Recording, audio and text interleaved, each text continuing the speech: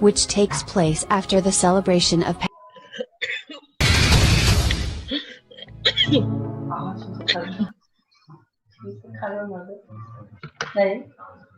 Yok. Ekran paylaşma lazımdı. Danışmalı ziyan yoxdur.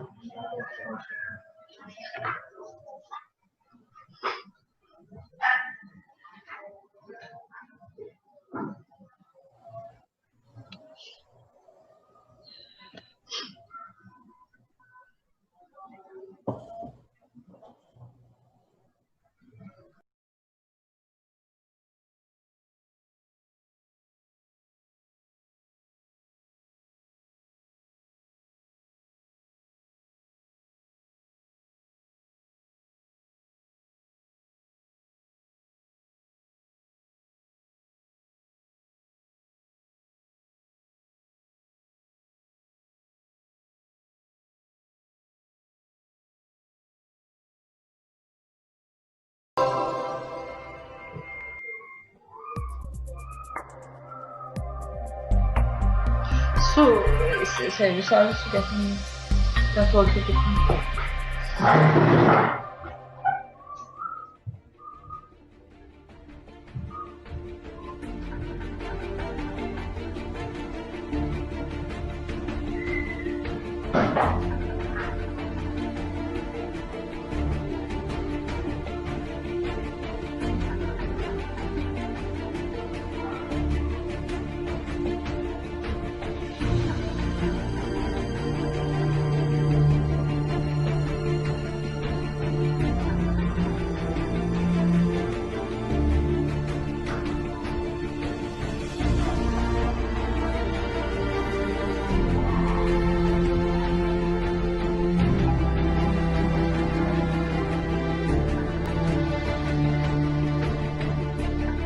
I have a question.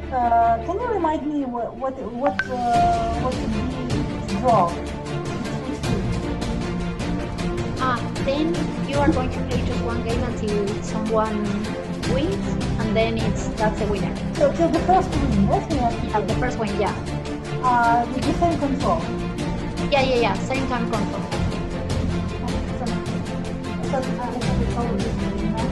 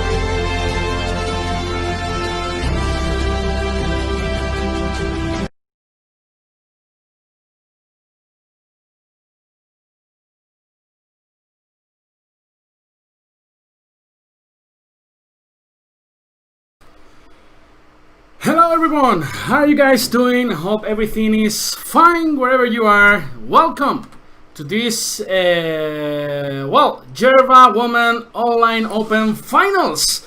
After a preliminary phase where more than 700 women competed, now the first four players are gonna compete for the trophy. And the winner will travel to Tunisia, will travel to Djerba for a fantastic festival in 2021. And where I actually was there in 2020, and the festival was fantastic. The organization was extremely great, the hotel was good, and there were too many activities. So here today 4 players are gonna play in a knockout tournament, 2 semifinals, 1 final, and time control is 3+2, and it's gonna be to the best of 6 games, which means the one reaching 3.5 points will qualify for the finals. In case of a tie, that means 3 versus 3, then the player reaching the first victory will qualify for the final. And the first semi-final, the Armenian Grandmaster Elina Danielian is gonna face the woman grandmaster from Azerbaijan, Zeynep Mamediarova. Sorry about my pronunciation, guys. It's extremely hard for Spanish. And then we are ready to go. Actually, they are almost ready to start in these semifinals. Please let me know that everything's fine regarding audio and video in the chat over there in Chess24, in YouTube, in Facebook, in Twitch. So we are ready to start with this exciting match between these two strong players, and let's see what happens, right? Let's activate the bar. I know you guys love the bar, right? So here you can see the evaluation, right? So who's better in this position. So everything's fine, right? Gonna tell the players they can start, and as you can see, Mamediarova has the white pieces, and well, Danielian has the black pieces. And let's see if at the end of the match we can interview the players. That would be nice, right? And yeah, see a lot of people already in the chat, and they are ready to go. 3+2, and let's add the clocks, right? Let's see, now we got the clocks. D4, E6, and we have this Queen's Indian with Bishop B7, E3, really solid. Bishop D3 controlling E4. Let's see what Danielian plays. Could be D5, for example, to control the center. Also Bishop B4, but she strikes in the center with C5, short castle, and now G6, going for the double fianchetto, aiming to go Bishop G7 and a short castle. Probably at some point White could try to go D5, right, which is very, very interesting, but I think it's not working here in this position, right, because Black can simply take everything on D5, right? So another interesting move here is E4, gaining more control in the center, right? So after C takes D4, just knight takes D4, and then there's a weak square here on D6. Instead, Mamediarova goes for B3, intending to develop this bishop by a B2, reinforcing the center. Now she's ready to connect the rooks with Queen E2, C takes E4. Let's see how she recaptures, probably with the pawn, right? Or with the knight's also interesting. So knight D4, now Danielian probably could strike in the center with D5, which is a nice move, right? And D5 is coming. Now probably takes on D5 is a reasonable move. Also Rook E1, Rook C1, and all seem reasonable to me, right? So let's see. Let's see what happens. Let's show the clocks, right? Which is pretty important. 245, 220, knight takes D5. Now White can take on D5, and Black could take with the queen, threatening checkmate on G2, but it's actually pretty easy to stop with, for example, with a move like E4, right? So Black can never take on D4, because the knight on D4 is well protected. So instead, she goes Bishop E2. Probably Mamediarova wants to install a bishop on F3, now trying to parry the threats from this bishop on B7, which is extremely dangerous in this position, right? So Bishop E2 was played, and now Black should try to, at some point, develop this knight from B8. And she does. She does by playing knight D7. And now, for example, Bishop F3 looks like an interesting move. Knight takes D5, Bishop takes D5, and Bishop F3 probably is a reasonable move. But instead, Bishop E3 targeting the Rook on F8. So only move is basically Rook E8 or Knight C5. Both, again, seems reasonable to me. After Rook E8, there is this interesting move, Knight B5, sorry, because after Bishop takes C1, Queen takes C1, and look at this diagonal, is so weak. So this Bishop is basically a monster, so you have to be really sure when you're going to capture this Rook on A1, because even though you're winning some material, actually, you're losing one of the most important pieces that you have in the board, which is the bishop on G7, right? So now Danielian is thinking whether she goes Rook E8 or Knight C5, right? So everything's fine. And Knight C5 there, Rook C1, targeting the knight on C5, so Bishop takes C5 is probably a threat right now. So Black could protect this knight with Queen E7. Looks dangerous, right? Because this bishop is looking with X-rays to this queen on E7. but looks like the best move. Of course, you don't want to protect the knight with queen c7 because it just loses on the spot with the move like b4. So instead, she goes for rook c8, another natural move, protecting the knight on c5. And now let's see what white does here in this position. You could play bishop f3, takes, and then probably take with the knight. So queen d1, rook c1, we reach some sort of equal endgame, right? So let's see. And as you guys know, well, this is a really short time control, so this is gonna get messy real soon. So bishop b5 controlling c6, and now probably she has given this square for the queen. So queen e2 followed by rook f to d1 sounds like a very reasonable plan to me, right? So the rooks should always come to the open file, so that's why now this queen is gonna land on the e2 probably, and then rook f to d1. So now Danielian, with 1 minute in the clock, she has to think, and she has not so many good squares for this queen, right? So on e7 it looks ugly, on c7 it looks even worse. So queen g5, she's threatening checkmate on g2. So let's see what white plays, probably knight f3 only move, or g3, this is also reasonable. f3 is not possible, right, because of queen takes e3 and black wins the game being the spot, because later this knight on d4 is just hanging. So let's see what white plays here. Probably knight f3, as I told you, could be an option. g3, but looks very dangerous again. Knight f3 attacking the queen. This queen has to go probably to e7, to f6. This bishop is a fantastic piece on g7, controlling basically everything. Queen h5 from Danielian, and now there's some pressure on f3. Let's see what white plays. She plays queen e2. As I told you, giving this square for the rook, rook f to d8. Both players fighting on the c file. Both players fighting on the t file with the heavy pieces. But I still prefer black's position. She plays knight e4 here. And now she's threatening knight c3 with a fork. So basically, white should be really careful in this position. Maybe bishop e7. Actually, bishop e7 just wins an exchange, right? Because there is no square for the rook. Well, she can take on c1 and then remove the rook, right? But knight c3 after bishop e7 is just nonsense because of rook takes c3, rook takes c3, and then bishop d8, and white would be winning in this position. 30 seconds for Mame Djerba. She decides to go for knight d4. And now my question is, what are you gonna do about this queen on h5? Probably just taking on e2, or maybe the move queen g5. Well, threatening some nasty moves like knight c3, because later you can give checkmate on g2. So only 24 seconds for Danielian. Now queen g2 with a lot of nasty threats. Let's see what white plays. f4. Facundo could solve the issue. Sorry, just attacking the queen and protecting g2. But instead, she decides to go with knight f3, attacking the queen. Where this queen is gonna go? No, e7.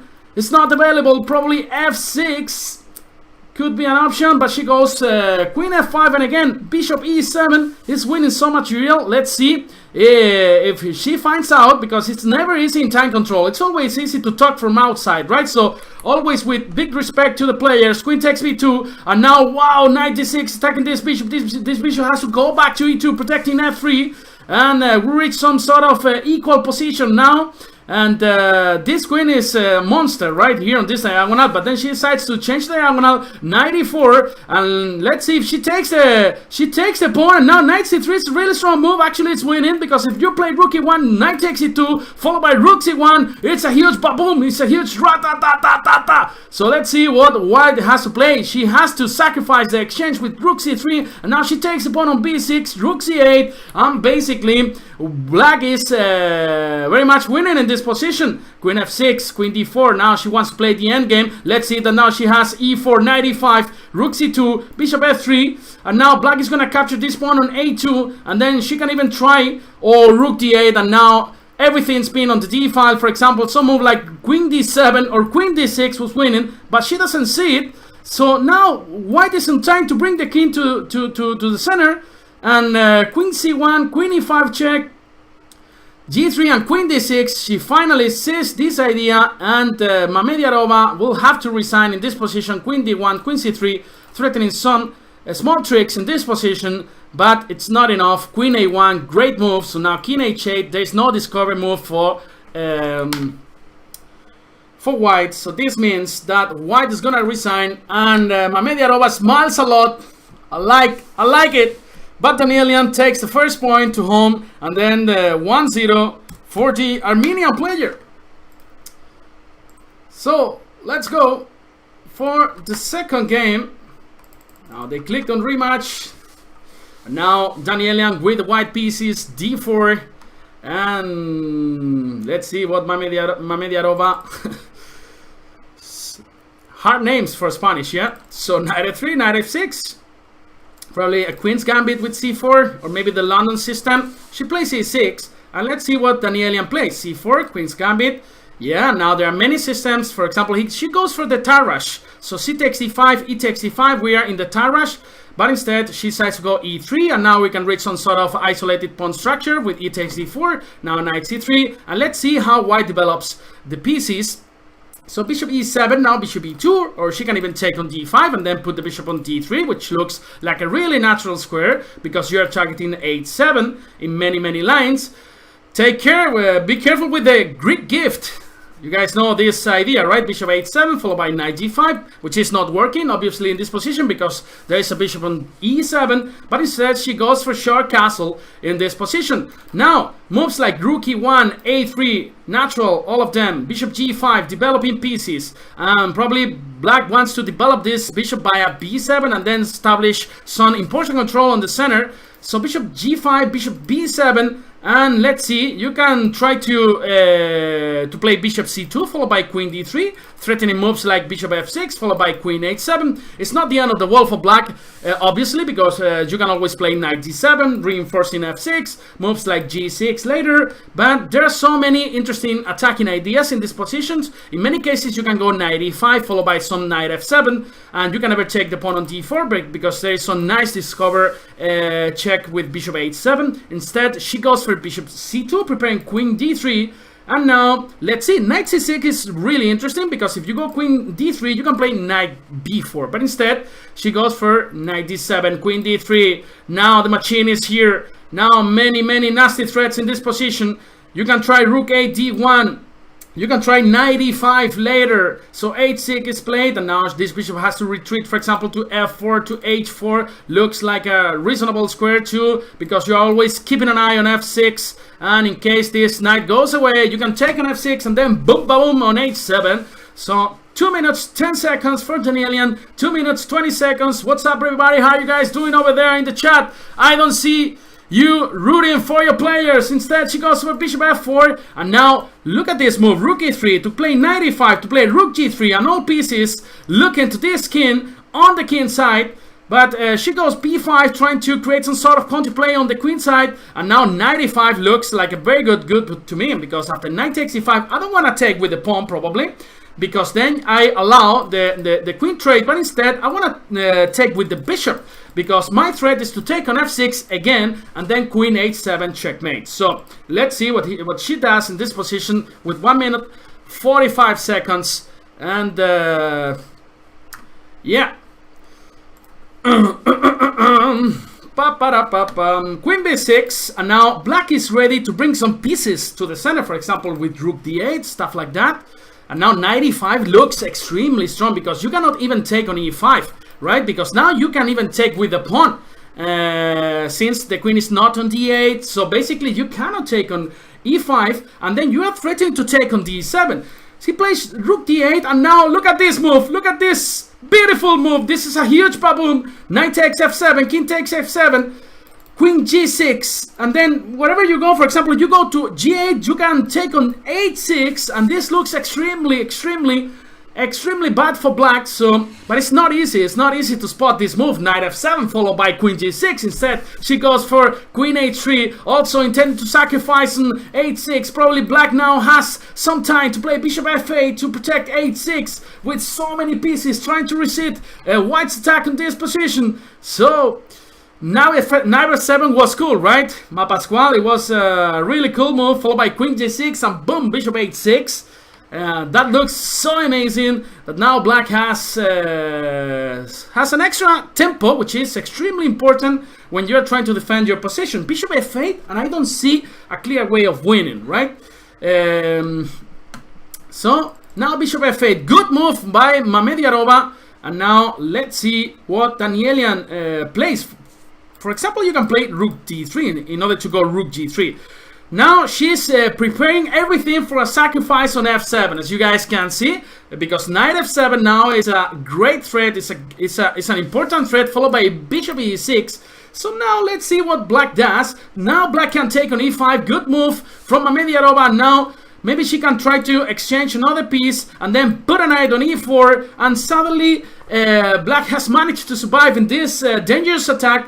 And black has some decent chances, of course. So now knight takes e5, bishop takes e5. We can see a massive trade of pieces here. Rook takes e5, rook takes e5, and probably e6, right? After this sequence of moves. Rook d5 and e6 looks very, very interesting again for white. And let's see how black protects in this position. I like the move queen b7 here because I stop e7 and then I protect Facundo. You should always take care of Facundo as your baby. Instead, she takes on e6, rook takes e6, and now queen d4 looks good. Now attacking the bishop on f4. Now also threatening checkmate on the back rank. So what is white gonna do? Probably queen f3 only move. I don't see any other reasonable move. Maybe queen g4, but then this bishop is pinned. So I prefer just queen f3. And then the position is wild and it's very open. Anything can happen here in this game. Queen f3, and now let's see, for example, rook d8. You put the rook behind the pawn and then you try to push like a beast, right? So a5. This probably is an accuracy because well, the game is not taking place on the queen side now, but instead on the center, right? So she goes rook c8. Still, c1 is covered from the bishop, so no troubles on the background. Probably she wants to go rook c2, but it looks very, very risky because then you will have troubles on the background. Now she fixed the structure with h5. Also an interesting move. Now black at some point should try to decide to take some fruit, some pawns, but instead she goes for king h7. And now let's see. For example, queen g4 looks good because you are threatening with x-rays this rook on c8, and also there's some queen g6 ideas, but instead she wants to protect the background and she goes back with the rook to e1, and let's see what black does. Now rook c4, bishop e5, attacking the queen. You don't have so many squares, so probably queen g4, but then wow, just the bishop on f8 is just hanging. So if Danielian sees this piece, she's gonna win the game in the spot. Queen takes f8. She doesn't see it. She doesn't see it. She plays queen d3 check. Now black can play rook e4, but instead she goes king h8, queen takes d5, and still white has an advantage for sure in this position, but still black is alive, right? So let's see, queen f7. Anything can happen in blitz, as you guys know. The story of my life. Yeah, I have a winning position and then I blunder even my glasses. Yeah, when I wear glasses. So rook d1. Now the position is still open. Anything can happen. It's just a pawn up now for white. Rook c5, protecting the pawn on b5. Now Facundo comes and solves the situation, protecting the guy here, b4. Now white takes on b4, rook b7, and then this bishop is doing a fantastic job protecting f4, protecting b2, and then attacking g7. So now rook c2 in order to attack the g3 pawn, and king f5. Now Danielian is pushing all his pawns to g5, and yeah, this king is in a really bad situation. King e8, and now g5 looks good. She takes on g7, which is of course very natural. She grabs another pawn, and then white is ready to push the g pawn and then to create two pass pawns, and then this means that white is gonna win the game. You just have to be a little bit careful with this bishop d4 ideas. She just unpinned herself, and now rook b8 followed by rook c8 is checkmate. Still h6 and h7 is gonna win the game. Rook c6, you can always play bishop d6, and black cannot even move her eyes in this position, right? So h7 and h7, well, rook h1 and probably bishop c7. It's also winning in this position. She goes for that, and now bishop e5, and now black can resign already. So bishop c7, and this was the second game of this Djerba Festival Online Open Tournament. This first semi-final, she grabs another piece, and now probably it's time to resign very soon for Djerba. And now Danielian goes for the 2-0, playing solid chess. Let's see what happens in the third game. As you guys know, the first reaching 3.5 points will qualify for the finals, and we'll have a second semi-final, of course. And we have this position with bishop e2 and now e6.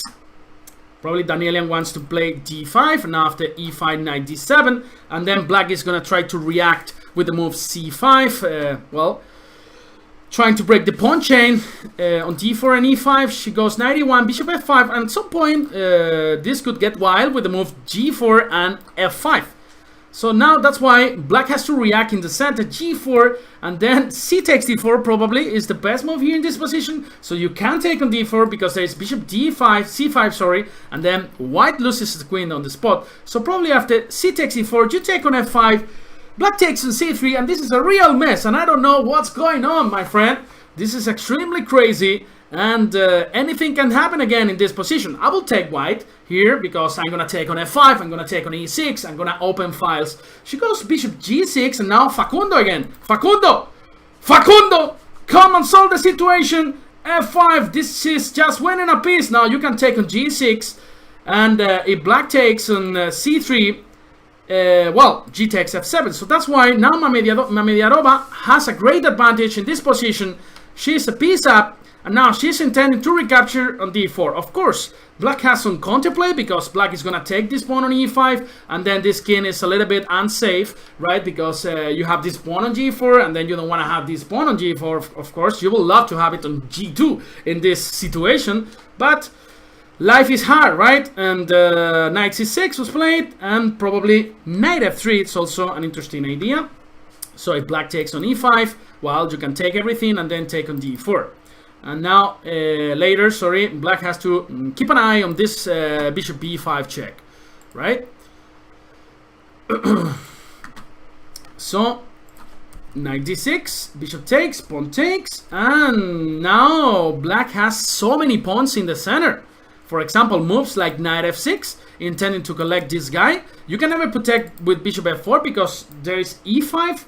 So if black manages to capture this pawn on d6, black is gonna have 3 pawns for the piece, and then this is a different story because you have 3 pawns, and then you have this massive pawn center controlling basically everything. So I would even take black now, because I play queen d6, I go long castle, and then I put some pressure on h2. If you go bishop f4, I have e5. I got this nice square for the knight on e4 as well, if I want to jump there too. So, well, position is crazy. She goes bishop f4 and e5, and now Danielian is ready either to jump on e4, which looks very, very good, or to take the pawn on d6. Now, knight e4 again looks extremely great for black here. And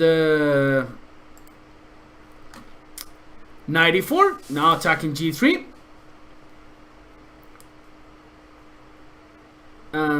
It's tough now.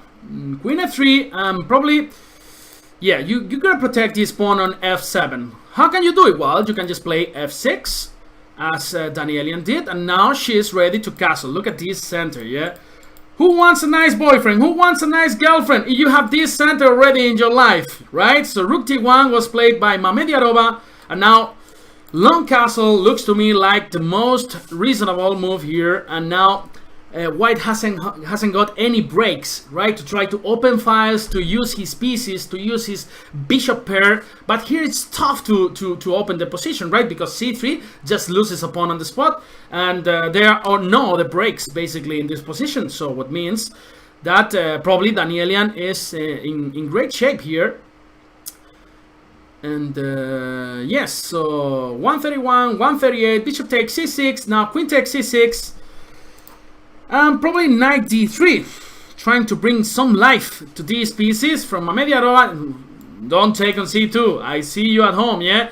Intending to take on c2. Well, this just loses because of rook c1, rook a3 from Daniela, intending to double rooks on the h file, putting some more pressure on GT, on GT, on g2, on g3, and probably knight f2. It's now interesting. Knight f2, knight takes g3. H takes g3, and then you gotta remove this rook probably to h7 or to h8, and at some point white could try to break the center with the move c3, right? Of course, if white manages to open the c file, then it will enjoy some counterplay here in this position. So she went knight f2. Good move from Mame Djerba, attacking the rook on h3. And now you can take either on h3 or on g3. I will take on g3.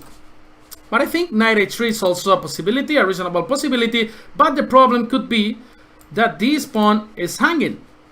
It's not hanging because of rook c1 again. But she goes king b8 again. Trying to protect the Carlitos pawn. Queen d3, attacking g6 too. So now black cannot play e4 because there is queen d4. Instead she goes for g5, knight f2 and rook c8. Rook d2 protecting everything on the c file. Again, e4 not possible because of queen d4, a6. She gives some fresh air to the king, so no background problems in the future. And now c3, pawn takes, and then d5 is hanging. Probably this is the way to play here with the white pieces. Now Mame Djerba plays the move c3, great move from Mame Djerba from Azerbaijan. B takes e3, queen takes e3, probably queen takes d5, and then this knight is dreaming to come to the e4 square to look for some party. There is a nice Latin party on the d6 square where you actually can threaten some checkmate on b7. That's why now Danielian doesn't want to lose this pawn on d5. Now it's time again to create this square for the knight c4. It's a fantastic move here because black can never take on c4, and the rook is hanging on d8. So basically that means that black is forced to play d4, and that means that you will have this amazing square, and she goes for that. She goes for c4, and now Mame Djerba is enjoying a nice position. She's got the b file open to attack the black skin. She's got this idea with c5 followed by knight d6 at some point. And I will take white, of course, in this position. Now it's a different whole story. Rook c8, c5 again, Carlitos. Now rook b2 is gonna come at some point. Well, take care with the, be careful with the pawn on g4. Just play h3, calm move, humble but good move. g6. Now black is intended to push Facundo to open the position, to create some mess here. Rook b2. Now Mame Djerba is threatening knight d6, which is almost winning. So let's see. Also rook b6 is an idea. Also in some lines queen a6, of course, if the queen is not on e6. And now 36 seconds, 18 seconds only for Mame Djerba, who plays knight d6. Now queen d5 could be a good move. So I don't know what's going on here. This is getting wild. Queen d5, queen a6, and I don't see how black is gonna defend this position actually. So maybe queen d5, queen a6, and then just try to push the pawn with d3. Probably. This is an interesting idea because b7. Oh, she went king a8, and now rook b7 is just a crazy move. But she doesn't see it. She goes for queen g6, also a great move. Now probably queen d5. Now queen e8 should win. Right, queen e8, king a7, and now rook b7 is insane. Rook b7 is insane. If rook takes, knight c8, king goes back, knight. Wow, and she does it. Rook b7, and now Danielian has to resign. Nice game from Mame Djerba, and now this is 2-1, and this is getting tight. And she wanted to win a game, yeah. Now 2-1, and anything can happen here in this semi-finals. We're enjoying chess in this quarantine. Too much chess for everybody, right? Playing tournaments in chess 24, elite chess in the other platforms. Yeah, we are getting crazy about chess, but we love it. And here we are. Knight d2, d5, e3. Now from Danielian, intend to develop this bishop probably to d3 or e2. She goes for c3. And now h6, attacking this bishop, probably bishop h4 or bishop a4. You don't want to give the bishop pair for nothing, right? So c5, d takes c5. Now Danielian is saying, you know what? I'm going to capture this pawn, and then let's see if you are going to get it back. Because it's not going to be easy, because there are some ideas with knight b3 protecting c5. She goes for bishop b5, developing the last minor piece, and now she's ready to castle here in this position with short castle. Also idea with queen b3, knight b3, stuff like that. And now black has to see what she's going to do with the position, because she is pawn down and basically she hasn't got any counterplay. So maybe some move like g5, bishop g3, and then try something like bishop g4. Pinning this knight on f3 looks interesting at least, and then ideas with knight h5 later to at least get the bishop pair. So g5 from Djerba. Now bishop g3 is the only move. And now bishop g4. This is a move that I like. Now, so activating your pieces here. And, well, g4. This could be very, very risky, right? This could be very, very risky move. So knight e5, for example. And knight e5. And knight takes e5, bishop takes c5, and if you take on b5, a takes b5. This looks very, very bad for black, because whenever you trade these bishops, then white could try to take on f6, and then g4 could be hanging, right? So that's why position is already tough for black here. And well, you can also improve this knight to d4. Now, wow, now knight takes f7 just wins. Knight f7, king takes f7, and I think there's queen d5 capturing the piece on e4. So now, see, just blunder. We have the bar here who indicates us that there's a winning move. And what's gonna be? So it's gonna be knight f7, right? Knight f7, king f7, and then queen takes d5 just wins. But, you know, in blitz, it's never easy. We've seen the best chess players in the world, Magnus Carlsen, Fabiano Caruana, blundering everything. Because this is just too fast, and then it's never easy to finish the game. So, and it's also tough to imagine that you have a winning move here. Also, queen takes d5 looks good, but this doesn't win. Probably this wins already in the spot too. Knight takes e5, and queen takes e4 at least, and it's gonna be 2 pawns. Knight f7 was possibly stronger, and but this is also winning, I would say. So now again, bishop takes e5, queen takes e4, 2 pawns. The king's weak, sorry, on g8. This pawn on g4 is, he went, he partied too hard in this game, right? He partied until 7 a.m. and his parents, they told him, okay, you should be at home at 12, yeah, midnight. But come on, this guy went to 3 discos and then she drank too much, you know, this pawn on g4. So this is gonna cost the game to Djerba probably. So knight takes e5, and now queen takes e4, and yeah, 2 pawns for free, but still, you're gonna play until the end, right? So yeah, 1 minute 9 seconds from Djerba, 1:46 for Danielian. So she's even up in the clock. So this means that probably she's gonna get this game. So bishop takes a5, now pawn takes a5, because otherwise the rook on f1 is hanging, so you shouldn't take on e5. Probably it's also great, but just a takes b5, simple chess, just taking the piece, attacking the knight on e5, attacking the pawn on g4, and I don't see a way to protect this pawn on g4 after this a takes b5. So a takes b5, queen d3, well, she's fighting. Now queen takes d3, knight takes d3, she puts some pressure on b2, probably is also losing, but she's fighting, she's trying.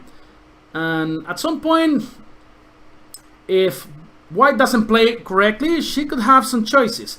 Here there are so many moves. For example, rook takes a5, c6 in order to continue to with c7, almost making a queen in this position. Rook takes a5, now rook takes a5, knight takes a5, and then you have 4 pawns versus 1. Knight takes c5, protecting b7, and now, well, rook d1 looks good. Also b4 could be an option, right? Kicking this knight from c5, capturing b7, and probably this pawn is gonna be a queen soon. But let's see. Rook d1, rook a8, and knight c5. Well, now b4 is met by knight e4, and then c3 is gonna fall. So she went for rook a2, and now you can play rook d8, but of course you gotta be careful with the background problem. So at some point, something like a3 should be very reasonable, so not to lose by checkmate on the background, right? So g takes h3, g takes h3, and then this king is improved by a g2, for example. Knight e4. Now, for example, some move like rook d8 followed by rook d7. I believe there's nothing for black here because b2 is well protected, and then there's a nice wall here with the pawns on c3 and b2. And yeah, I think black is losing in this position. Rook d7, now targeting b7 and e7. Looks fine to me. And actually, Mamediarova needs a miracle in this position to save the game, actually. So let's see. Rook c7 looks good too. b3. Now rook a1 probably check. King g2.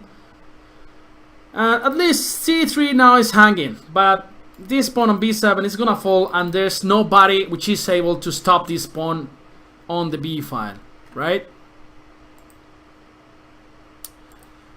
Info about this tournament. Well, there was actually a preliminary phase where 700 women competed in an open tournament, and these are just the finals. So the first 4 players qualified for this final here in Chess24, and as I told you, 700 players, so which is pretty amazing, right? Good job from the organizers doing this. This is good for chess.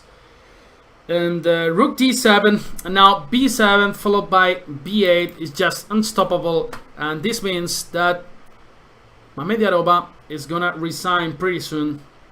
Rook c7, knight e6, bishop e7. Now you can take this pawn on h6, attacking this knight on c4, knight e5, rook c2, and now rook c6, pinning this knight on c5, also threatening something like knight d3. It's just winning. f6, knight d7 or knight d3, but she plays knight f3, knight d4. Well, there's not much to say in this position, but it's not finished till it's finished, right? Now probably black will resign soon. Just one piece and 2 pawns, too much material, right? And h5 followed by h6. This is just so much pleasure to play with the white pieces, right? When you have so much material up and then your opponent doesn't resign, so you're extremely happy. Yeah, this is the kind of position that we all like to play. Rook c8 followed by rook g8 and rook g7, and now h7 or h7 straight away was winning already. Knight e4, f5, Facundo again, and rook a6, king h5. You're gonna be a little bit careful with this rook f2. So that's why she plays bishop g3 followed by h7 and bishop e5. And now, oh, that was check. No, whoa, bishop c3. In my mind, I don't know why, but this bishop was on d6. I was getting crazy, and then I was seeing rook f2 checkmate. Don't listen to me. Yeah, she resigns, and now this is 3-1. So Danielian only needs a draw to qualify for this final. And I don't know why. I thought the bishop was on d6. I was getting crazy thinking that rook f2 was checkmate. Too much sun, yeah, in Spain, you know. Sometimes it burns out your head, you know. And in my city in Granada, 40 degrees. It's too much, you know. So we need one more game, probably. Yeah, I think Mamediarova went to take some water or something. And so here we are. So now we have some time to talk a little bit. So I really recommend you guys this tournament. I was there last year, and the weather is very nice. The organization covers every small detail.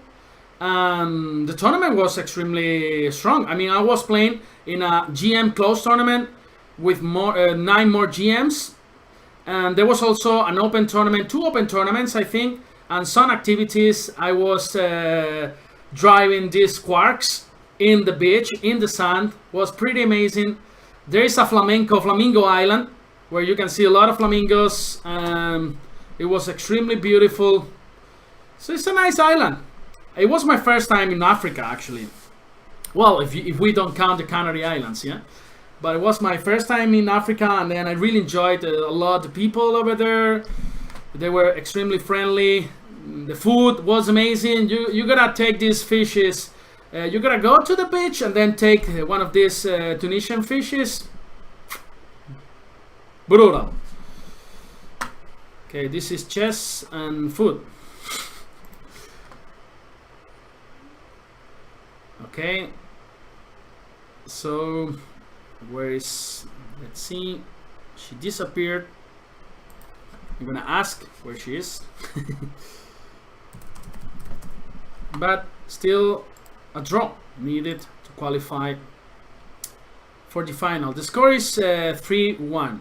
I see that Haf is asking in the YouTube channel. Now she's back. Now she's back. And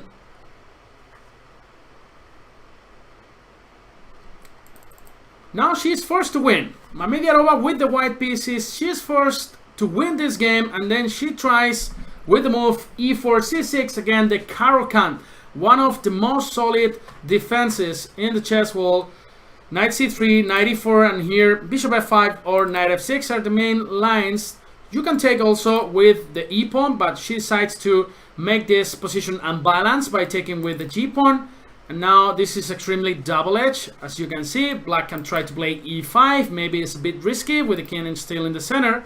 And instead she goes for bishop g4, preparing for long castle in this position. h3 from Djerba, nice move, and probably short castle looks good enough. Bishop f4 also winning a tempo, developing a minor piece. And now the question is, can I play e5? I don't think so. You can't play e5. Well, my idea was to play e5 and then after d takes e5, knight d5. Smells bad, but maybe it's possible. But it's clear to me that after queen d7, white has a clear advantage. You have more development, you have more control on the center, and then you have some nice attacking ideas in case black goes long castle, for example, with moves like b4, a4, b5, or a5.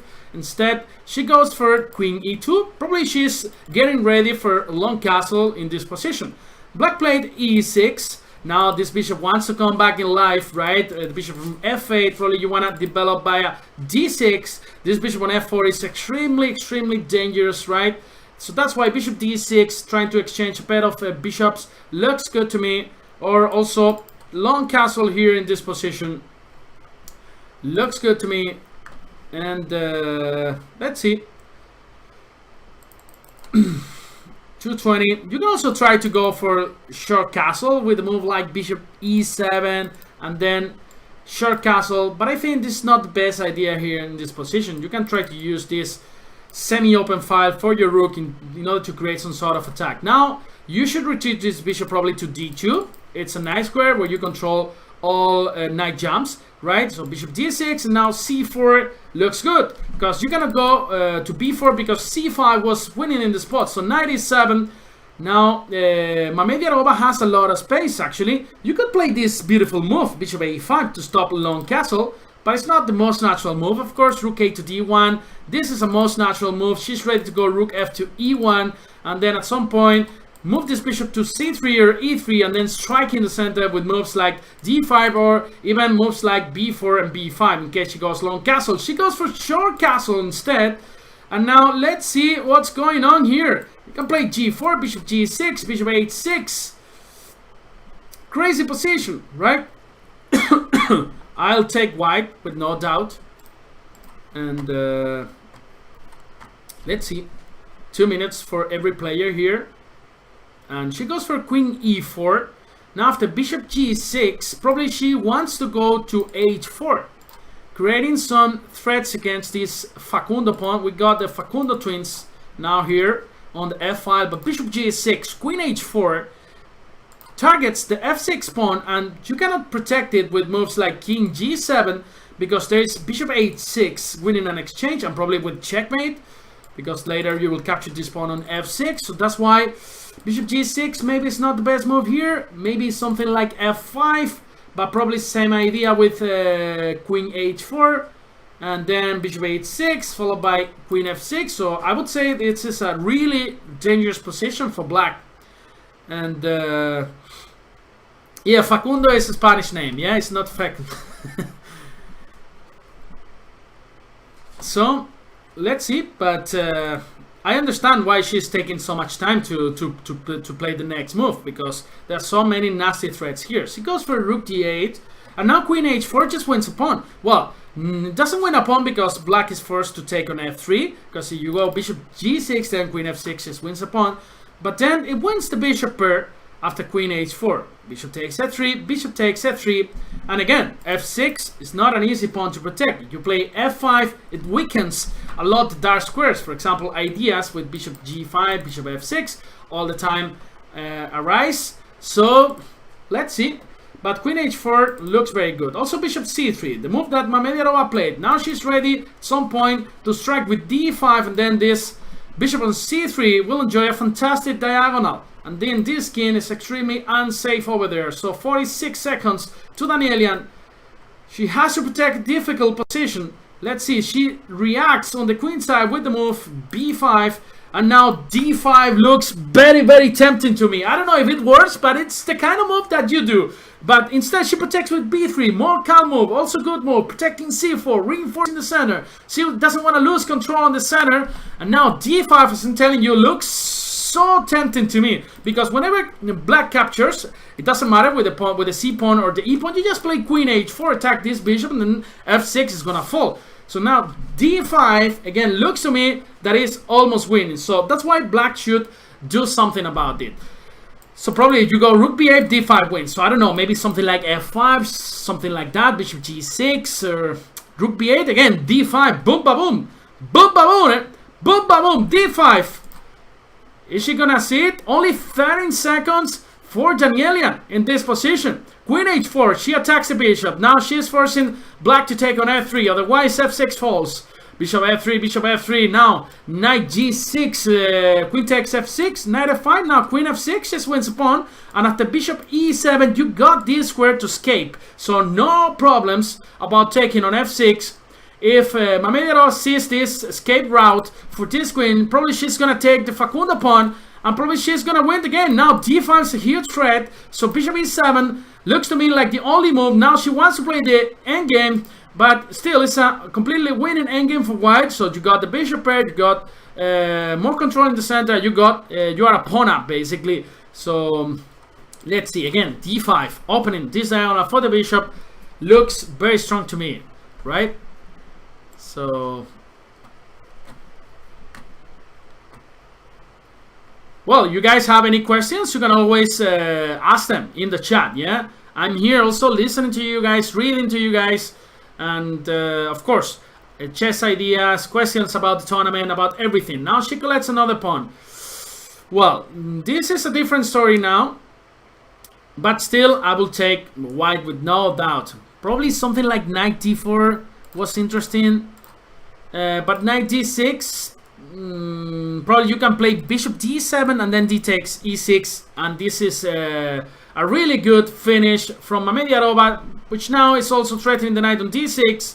And now rook f to e1 looks very strong because whenever this knight is moved, e7 was winning. Still, this is very good.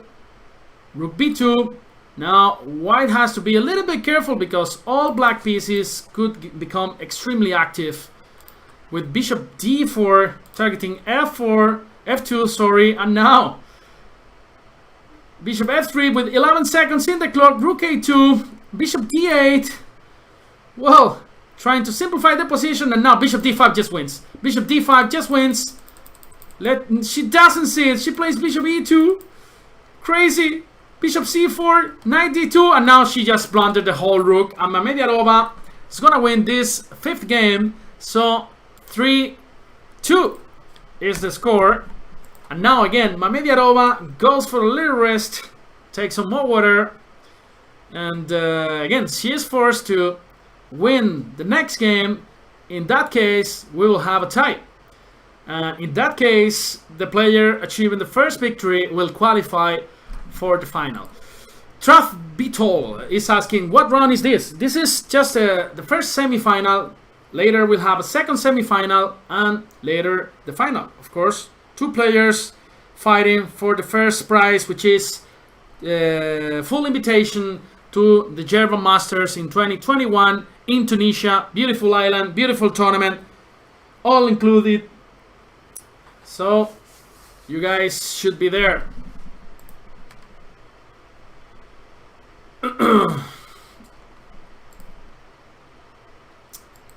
So,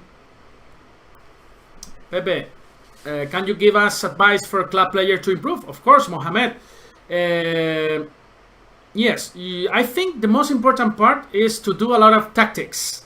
Yeah, to solve puzzles. So don't waste too much time like studying the Nidor for 40 hours and then try to remember lines like crazy. Instead, just focus on your chess. Yeah, just focus on your tactics.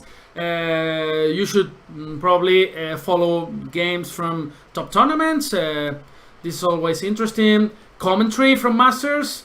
It's also interesting to watch some Banter Blitz sessions, stuff like that, and play a lot. Yeah, it doesn't matter if you read like thousands of books, but then if you don't play in a real tournament, you won't feel the pressure that we feel in a real chess tournament. It's a whole different story. Yeah. So let's see what happens. Let's see what happens. Now, where is our friend Mehmet Djerba? Pepe, what's your take on the candidates? Well, I was actually saying that my favorites were Fabiano Caruana and Ding Liren. But Ding Liren didn't play a good tournament. And as you guys know, the candidates didn't finish. So still to go when this pandemic finishes, hopefully very soon. But I think he hasn't got options to qualify for the World Championship. So Nepo was leading, joined by Maxime Bachela-Graf. So let's see what happens. So now Danielian again with the draw qualifies for the final. And here Mehmet Djerba playing this modern defense. For example, e4 d6. We have just transposed. Sorry. For the modern defense. So bishop g2. Now this has transposed actually to the King's Indian, the fianchetto variation, and this is the Pano variation with a6. Now many interesting moves. Queen d3, e4, bishop f4, h3, but she goes for queen d3, rook b8. Now in many cases black wants to react with b5. And now d5 looks to me like the most natural move in this position, right? And I don't know where this knight is going, because probably rook b8 was not the best move in the position. d5, normally black wants to go knight a5 when the queen is on d1, but in this case you cannot go knight a5 because of b4, right? So you will have to go to b4, something like that, and then play e5 to give some escape routes to your knight, right? So knight a7, this is already a strange move, right? So you don't want to go there in the opening, so something has gone wrong for her. But here maybe you can try c5, and suddenly the knight on a7 is supporting the b5 break. So maybe it's not that bad at the end of the day for Mehmet Djerba, because now b5 is coming. Probably should play here a4, prophylactic move against b5, because after b5, a takes, rook a7 is coming, right? And so that means that black will have to stop at least one more tempo with queen c7 to protect this knight on a7. Instead, she goes for bishop f5, winning a tempo, and now queen d2 looks to me as the most natural move in this position. Queen d2, and again, knight e4 could be an option here. So after knight takes e4, bishop takes, this bishop is already targeting b2. Now she went for queen a5. Probably her idea is to go queen b4 here, which is very, very interesting, because white can't protect the pawn with b3. And of course, this is a really risky way of playing when you go queen b4, because, I mean, if something happens, probably, I mean, for example, a5, queen takes c4, rook a4, this queen is almost trapped, you have the b3 square, but what I mean is a risky decision. And it's not an easy one to play. So she goes for rook e8, probably intend to go e6, explode the center with this move. And now moves like bishop f4 followed by rook e1 in order to play e4 in this position. Looks good to me. And let's see. 1 minute 40 seconds. g4, this bishop has to go back to d7, queen c2. And probably she wants to go knight d2 in case black plays queen b4 or also b3, But queen c7 has been played, and now I think black will have to react with b5, otherwise it's just losing. e4, e5 is coming, so b5 basically is only move here in this position. b5. Now black is trying to create some sort of counterplay on the queen side. Pawn takes, pawn takes. Whenever black takes, knight takes on b5, and finally this knight has joined the party. Now b takes e4, knight takes e4, and then you have ideas with rook b4 attacking both pieces, and then with knight b5.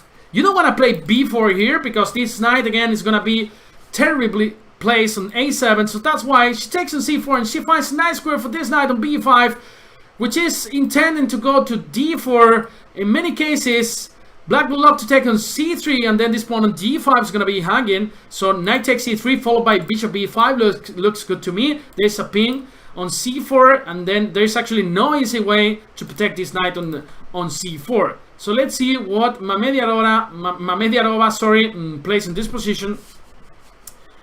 And but 90 seconds for both players here. Everything can happen in blitz chess. It's a crazy game, as you guys know. And 120, 125. Let's see. I like... What? I think she had an internet issue. So let me talk to them, because it looks like she had some connection problems.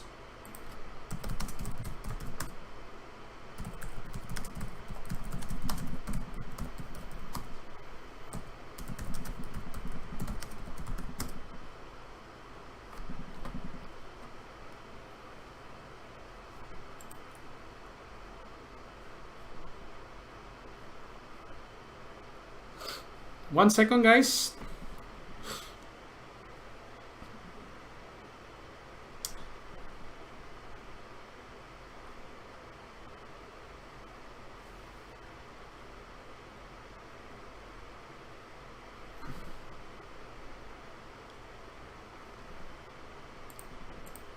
Same position, probably.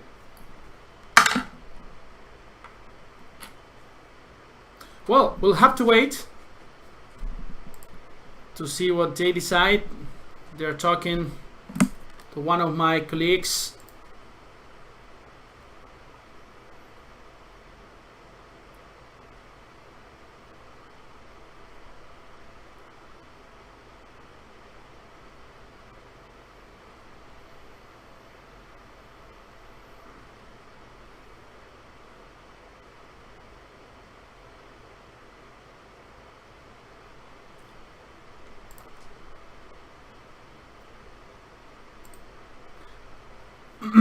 So guys, I'm just waiting for them. So probably they'll repeat the game. So they will start the game from this position, from this same position, and then this happens. Yeah.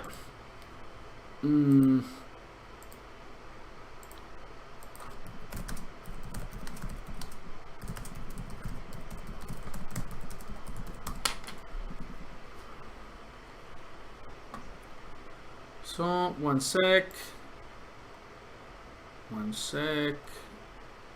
Here we go. Yep.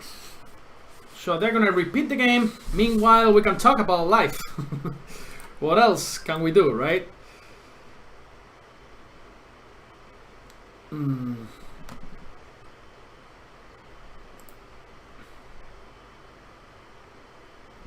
So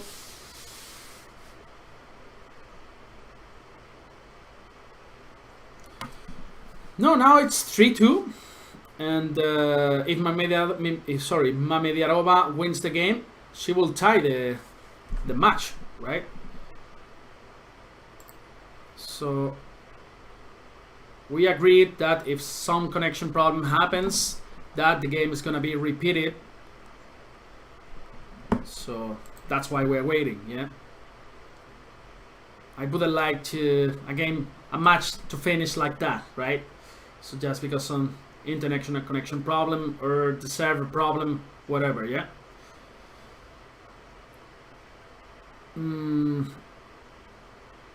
No.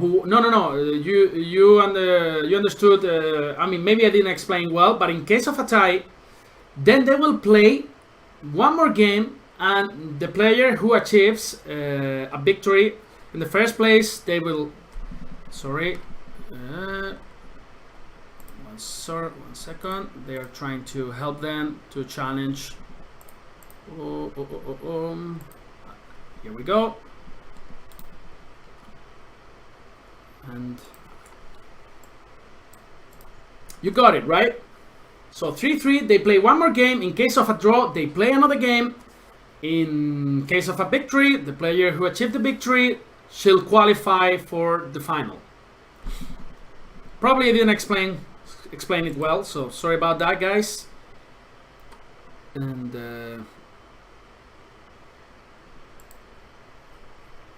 now I'm just waiting for them to start this.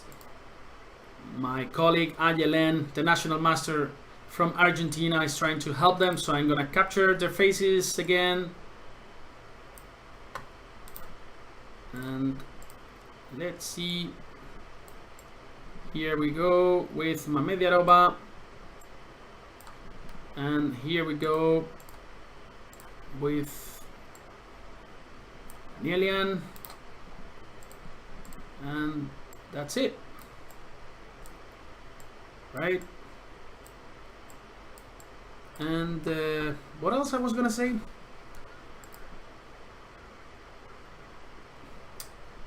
Okay, now we have captured everything.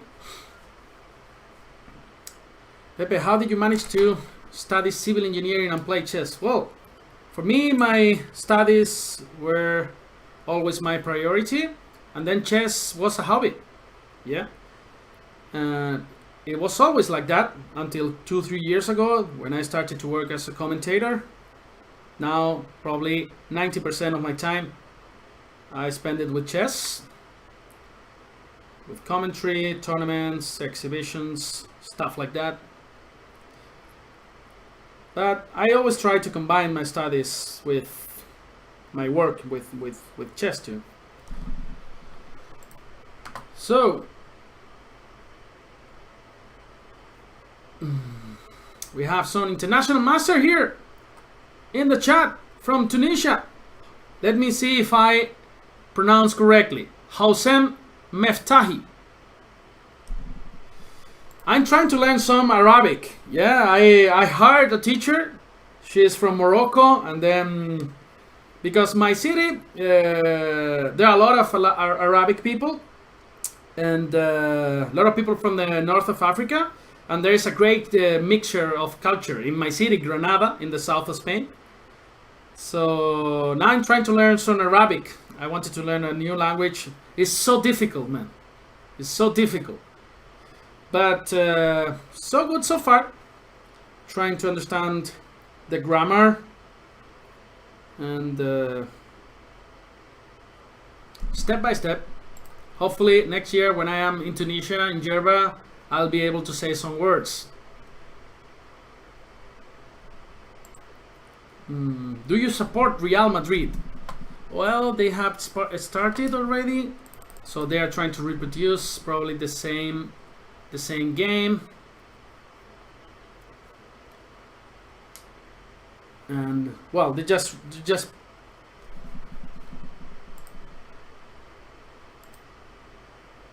okay, they're gonna start from scratch. Okay, so they decide to start from scratch.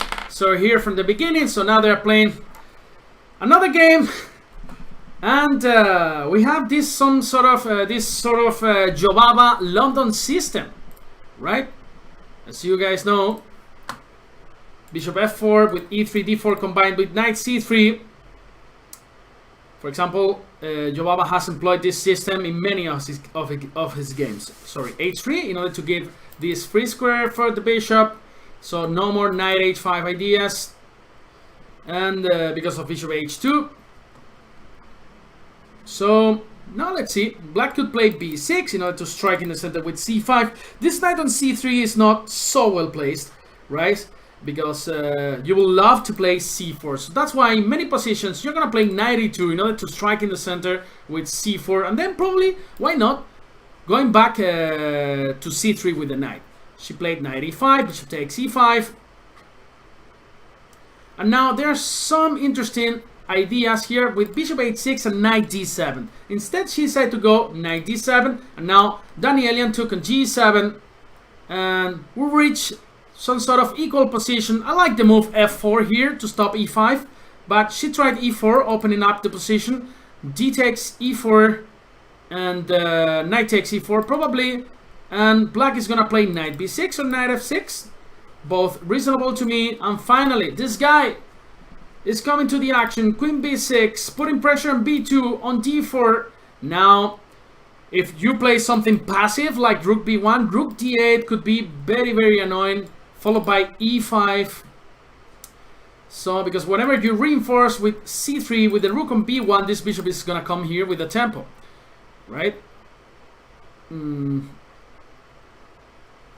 Knight a4, attacking the queen, queen c7 from Djerba, which is forced to win this game, as I told you guys, to tie the match 3-3. Rook e1, open file, putting pressure. You never want to play e6 because this bishop is going to be sat on c8, right? It's going to be sat on c8. So let's see, maybe h5 to play prophylactically.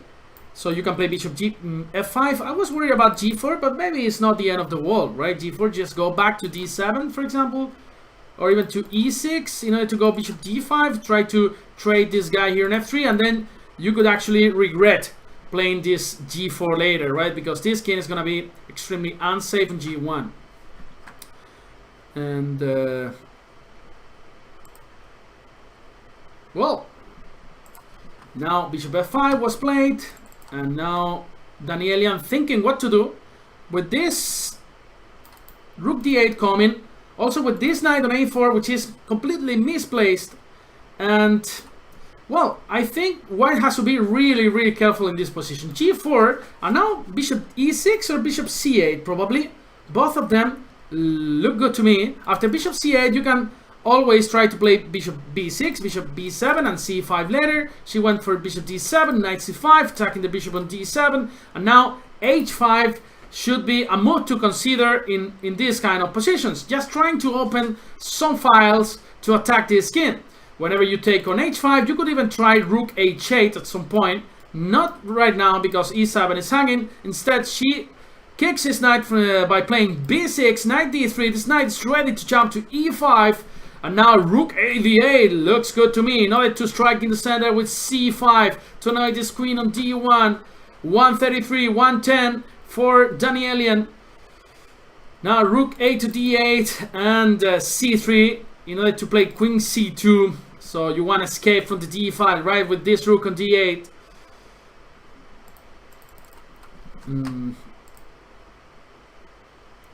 Well, knight d5 has been played.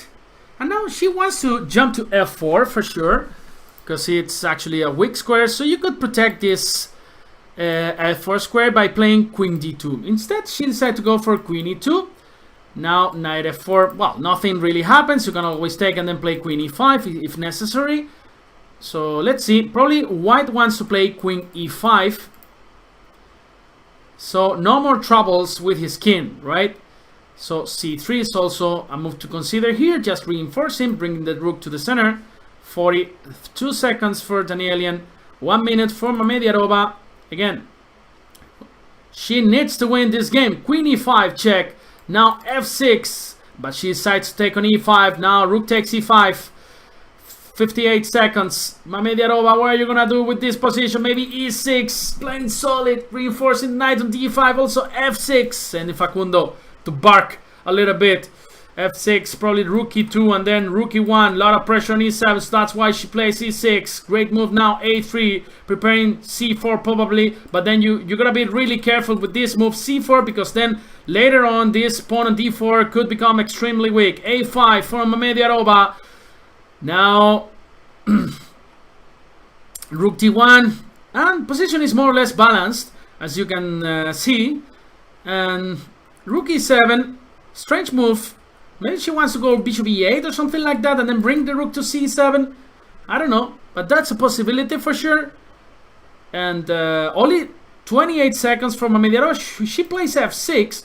One plan could be to play g5, right? G5 looks good to move. Now c4 is forcing this knight to go to c7, but then she doesn't want to push this pawn yet. h6. Now this is 4 in a row. You just won the game. h4.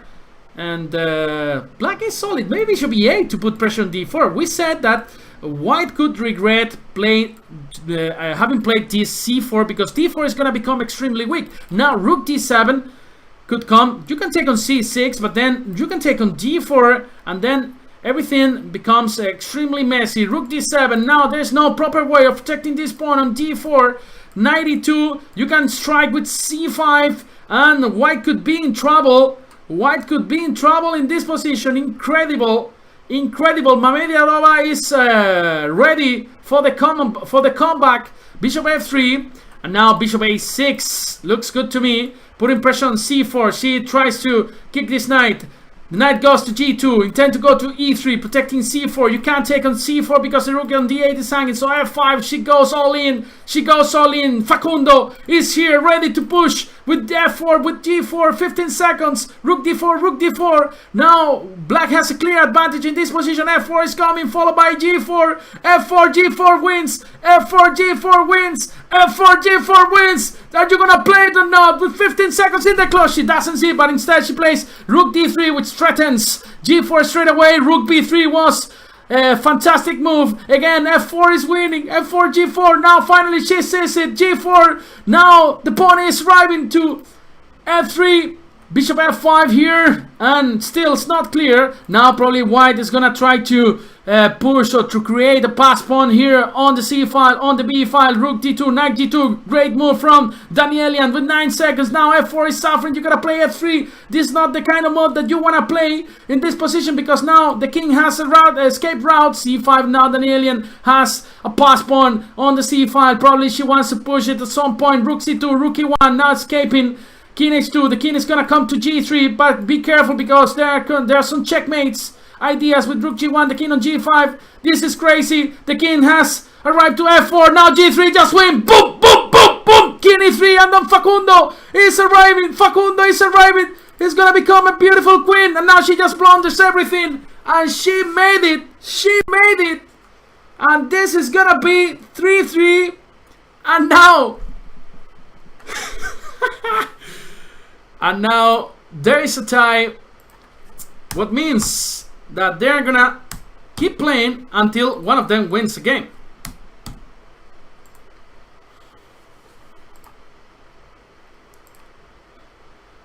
Wow.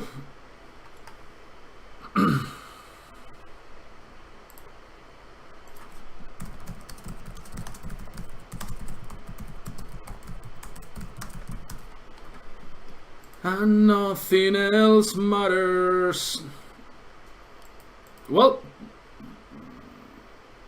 this is being extremely exciting, as you can see.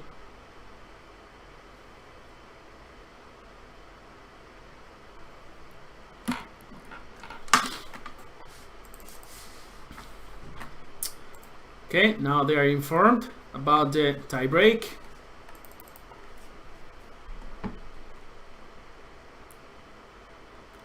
Well, let's see.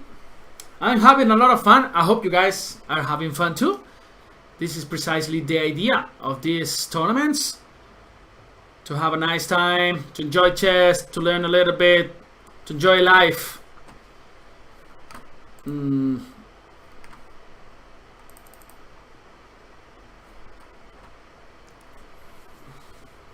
So, they're gonna start playing real soon. So, who you think who's gonna win in the tiebreak? Mamediarova, Danielian? No one. We're gonna be here until tomorrow. 100 draws. 150 draws, and then tomorrow I die in the stream.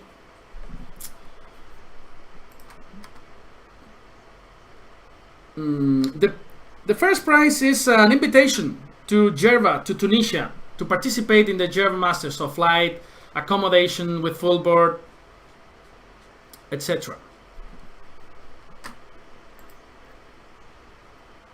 Now the winner wins, exactly.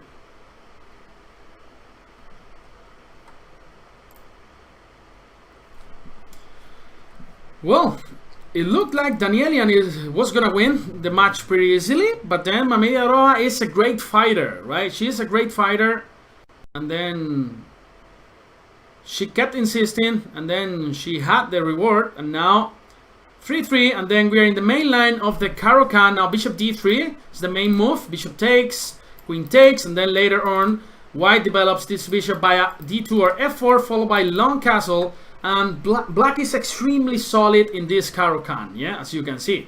In many cases you play knight e4 because this knight on g3 is basically doing not much, and then after a trade of knights, whenever black goes short castle, you have some attacking ideas with g4.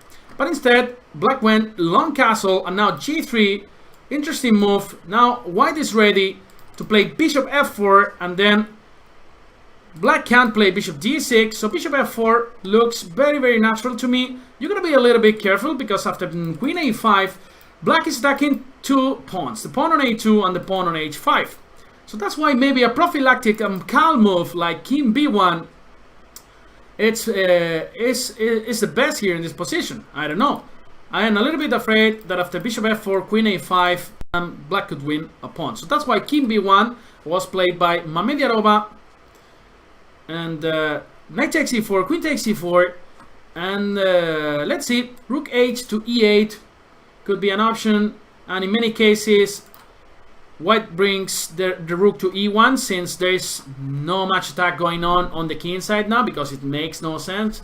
The king is not on g8, right? It's on c8, so that's why this rook is better placed on e1. So bishop f6 attacking d4. Now bishop f4 looks to me like the most natural move, or c3 reinforcing d4, rook e8, and now white has to be careful with this move, e5, right? So maybe it's time to play bishop f4 or rook e1, gaining control on the center. Now queen a5 attacking h5 could be an idea, probably forcing white to play something like g4, which is not ideal in these kind of structures. And you see, there's well, they are in a calm position, but then the storm is gonna come pretty soon, because at some point black is gonna strike with c5 or with e5, trying to get some more space, and then there are some tactics are gonna arise at some point for sure. And so queen a5, and now you're gonna protect h5, g4 from Mamediarova, and queen d5 is an interesting move, because whenever you take on d5, now black gains more control on the center. Let's say with c takes d5 too, and then at some point in some endgames, black could try to start some sort of minority attack on the queen side. It took on d5. Now e takes d5. The problem is the f5 square. So she takes with the c pawn. And now moves like rook g1 in order to break with g5 look very, very interesting, because whenever you trade dark squared bishops, then g7 is going to suffer a lot in this position. Knight e5 also very reasonable. Now white is ready to push the f pawn, and then g5 could be an option. She took on e5, bishop e7. Danielian is playing very, very solid. Bishop e3. Attacking a7, that's why b6 was played. Now f4, now white is ready to strike with f5 at some point. Bishop d4 followed by f5, trying to open the f-file for the rook. Imagine a rook landing on f7. This would be the end for black here. Now Danielian is suffering a lot in this position. Let's see what she does. Probably something like bishop c5. No, she goes for b5, trying to go for b4, king d3. Now she doesn't want to be pinned on this c5, a5, 9 in order to break with b4. Now white is also ready to strike with f5 here. This is a great fight here where we are seeing in these semifinals. Now rook f8, f5 is there, bishop g5. Let's see what's going on here. I like a4 here. a4, pawn takes, rook a1, and then a lot of pressure on the a file for black. But instead, rook f3. Now, Mamediarova wants to double rooks on the f-file, and, you know, she's going to say to her, you know what, I'm going to take on a6, and then you got to be careful with this rook on f8. So if you remove this rook from the f-file, I will have won the battle for the f file. Yeah, there is a nice battle going on, and then if a rook lands on f7, well, you're gonna be really, really careful. She goes g6. This is extremely risky, I would say, because now you can take and then you can play f6, and then this pawn is gonna be in your stomach for the rest of your life. Instead, she doubled rook, and now let's see, because now black can play rook g8 or something. Pawn takes, rook f7, rook c7, and this is like a boxing fight with a lot of punches. Let's see who gives the last punch in this great fight. Now rook g8, pawn takes on e6, pawn takes, rook f7, and that's a check. Probably rook c7 strikes to me as the best move here in this position. So you want to exchange a pair of rooks because you allow white to bring 2 rooks on the 7 rank. That could be the end for Danielian. So rook c7, great move. Of course, now you can take on c7 and bring the other heavy piece to the 7th rank. Probably king c6 later, rook a7, attacking a5, also threatening some kind of rook a6. And then rook e6, just winning a pawn. This is just 1 minute for Mamediarova, 1:11 for Danielian. And this is blitz chess, a lot of emotions, a lot of adrenaline, a lot of mistakes. Whoever who says that never makes mistakes in a blitz game is just a liar. It's just a damn liar. I don't believe you. Bishop c5, wow. Now you can take on f7 and king c6, and basically black wins the tempo. I didn't understand this bishop c5. Probably his idea, her idea probably is to put the bishop on d6, and then there could be some checkmate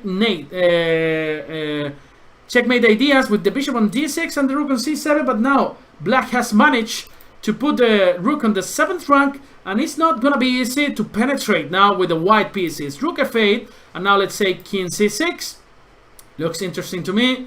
Bishop d4, and at some point black could activate her rook by playing bishop c1, targeting b2, also threatening rook g5 and rook h5. Now Danielian has great chances even to win this game. Everything can happen now in this position. Yeah.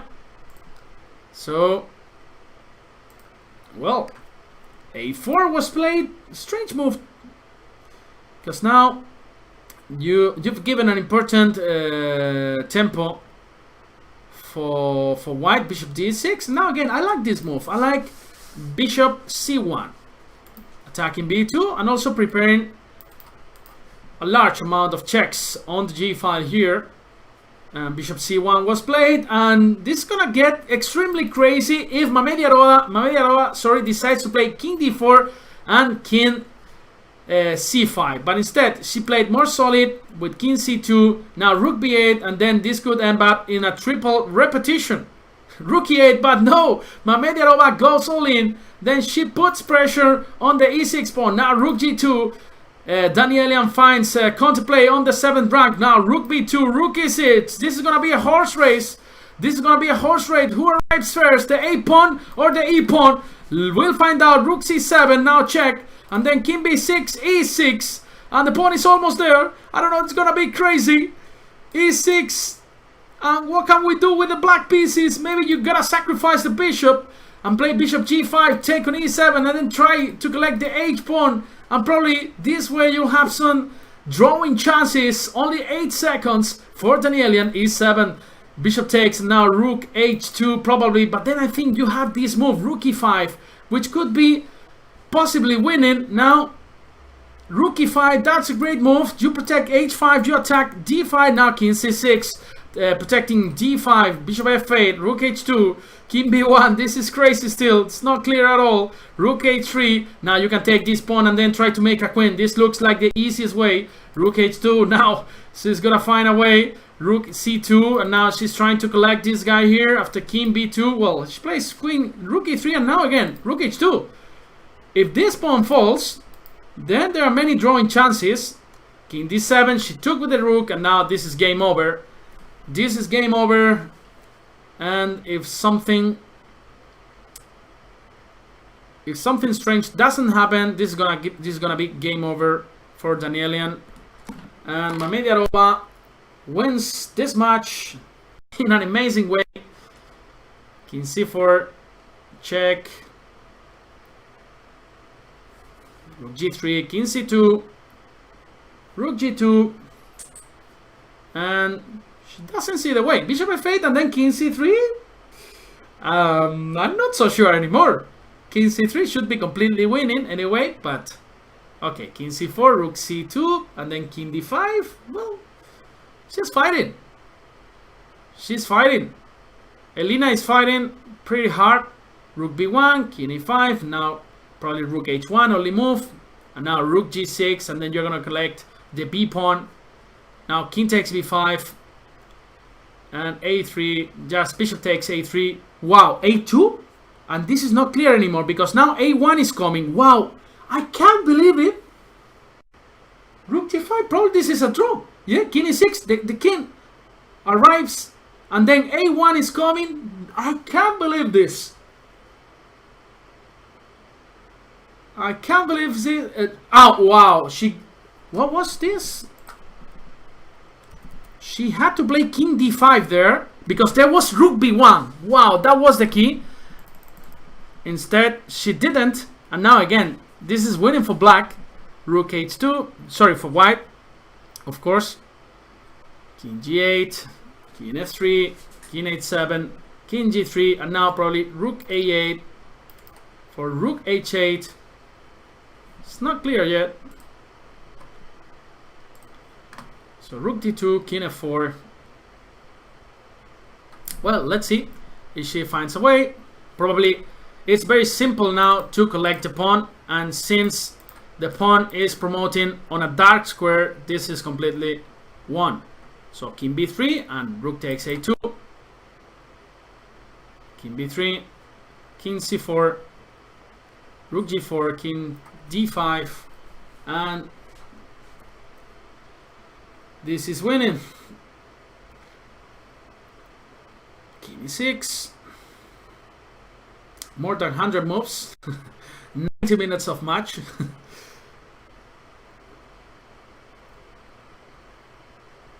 It's true that it's not easy, yeah, because maybe, of course, if you give the H6 pawn, it's a theoretical draw.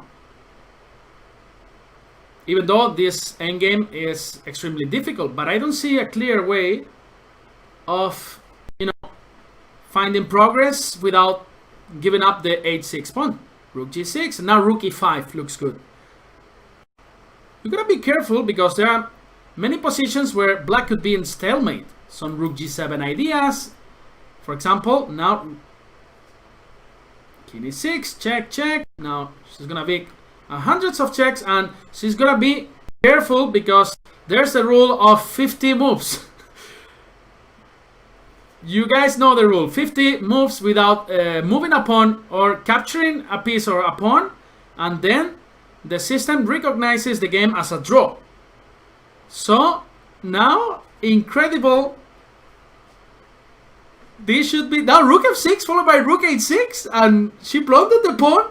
But then she has another 50 moves to put pressure in this endgame. Cannot believe it. And this endgame is extremely difficult, guys.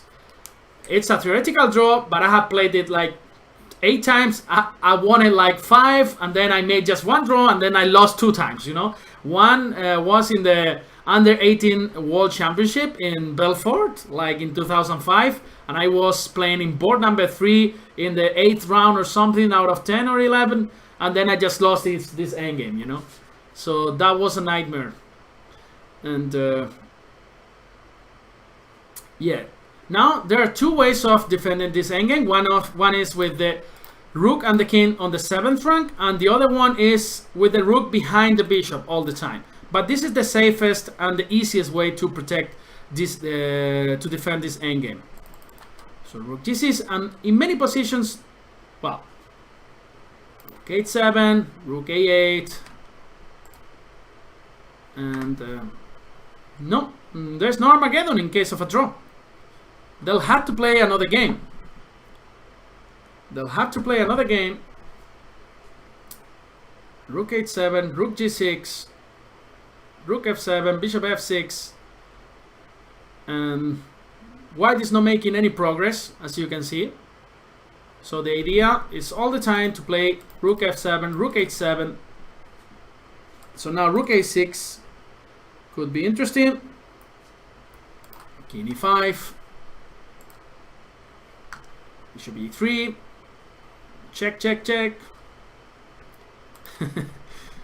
How many moves do we have? 147 moves, yeah? And then we say that chess players don't fight. Bishop e5. Now you gotta be careful again. Rook f1. Now she's trying the other method. Rook d1. Rook f7. She goes back. Bishop f6. And then let's say king c8 could be a move here. And king e8, king e6, there is another resource. Oh, this is losing. Oh, this is losing. You shouldn't do that. You shouldn't do that. King e8 was the move, and king e6, you have rook e7 stalemate. What? Yeah, and she resigned because king e6 was coming and rook a8. Wow. Okay, we're gonna talk to the players.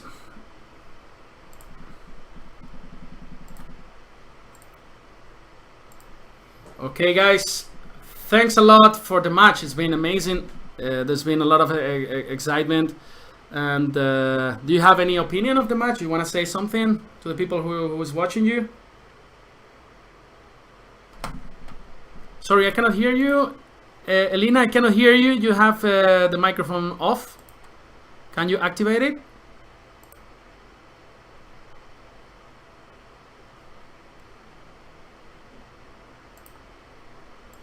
Ayelen? Ah. Yeah, I'm here, but she has to do it right now. I already asked her. Okay. And then I cannot hear Zainab neither. My microphone is on now. Now I hear you. I hear you. Okay, so congratulations to Zainab. She made a fantastic comeback. And it looked like Danielian was gonna take the match, but then Yeah, because I was a little bit upset of this delay. You know, it's okay. It's something like it take me out of my riding. of your mind, yeah. You know, it wasn't pleasant at all. What happened? Yeah, it happens all the time with this internet tournaments. So we apologize for this. But I think the people have enjoyed a lot this match. So thanks a lot for participating. And we'll see you, Zainab, in the finals. Good luck. Okay. It's after 1.5 hour, yeah? It's after the other semifinals. So maybe 50 minutes, 1 hour. We don't know, yeah? So Okay. And how I can follow another match? You can follow. You can ask Ayelen. Now she'll tell you. Okay. So Yeah, I will give you the link in your WhatsApp. Okay. So Elena, thanks a lot. Take care. Yeah. Bye. Thank you. Okay. So we had the opportunity to talk to the players, and now we're gonna make a small break to get ready for the other semifinals. So stay tuned. Don't go away, guys. Just take some popcorn. And we'll be back like in 5 minutes with the next semifinal. I hope you guys are enjoying this show, and I'll show you a video from Djerba from Tunisia on the meantime.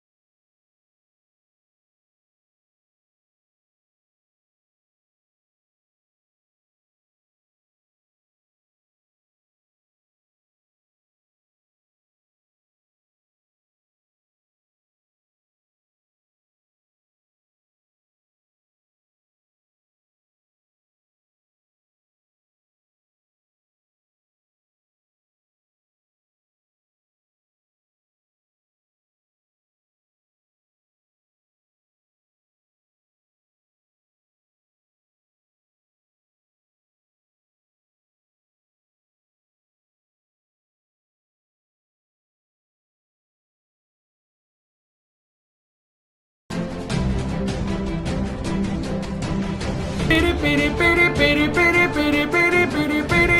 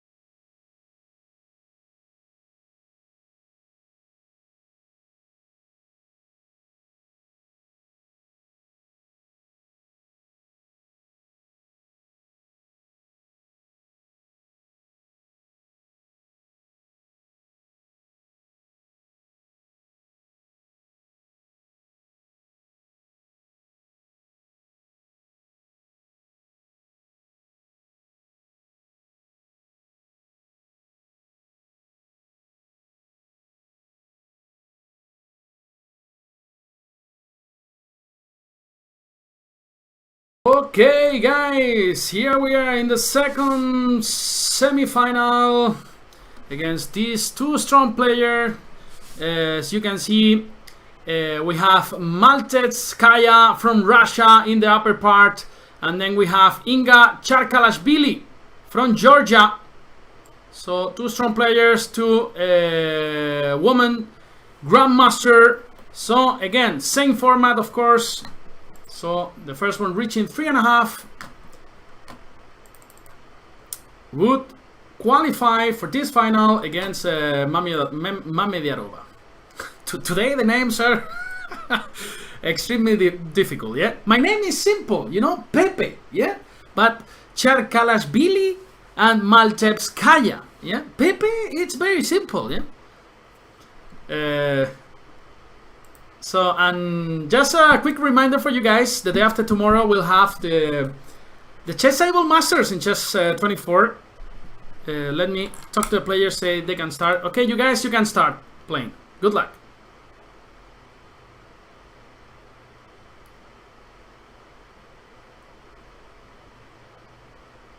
Okay, and then we have moves. E4, my Matze. C6, the Caro-Kann. Again, as Danielian. So, knight c3. Now there are many possibilities here. D takes e4 or bishop g4 are the most played here. And here, for example, a3, bishop takes f3, queen takes f3. This is the most played line. Here we go. And here d3 or d4. I think Hammer in his repertoire for Chess 24 recommends d4. You can take a look on that if you're a premium. And she goes knight f6 and d3. Alright, now bishop b4 could be an option, threatening d4 and forcing probably bishop d2. Here we go with bishop b4. Now bishop d2. It's probably the best move here, stopping d4 ideas. And now white is ready to castle alongside in this position.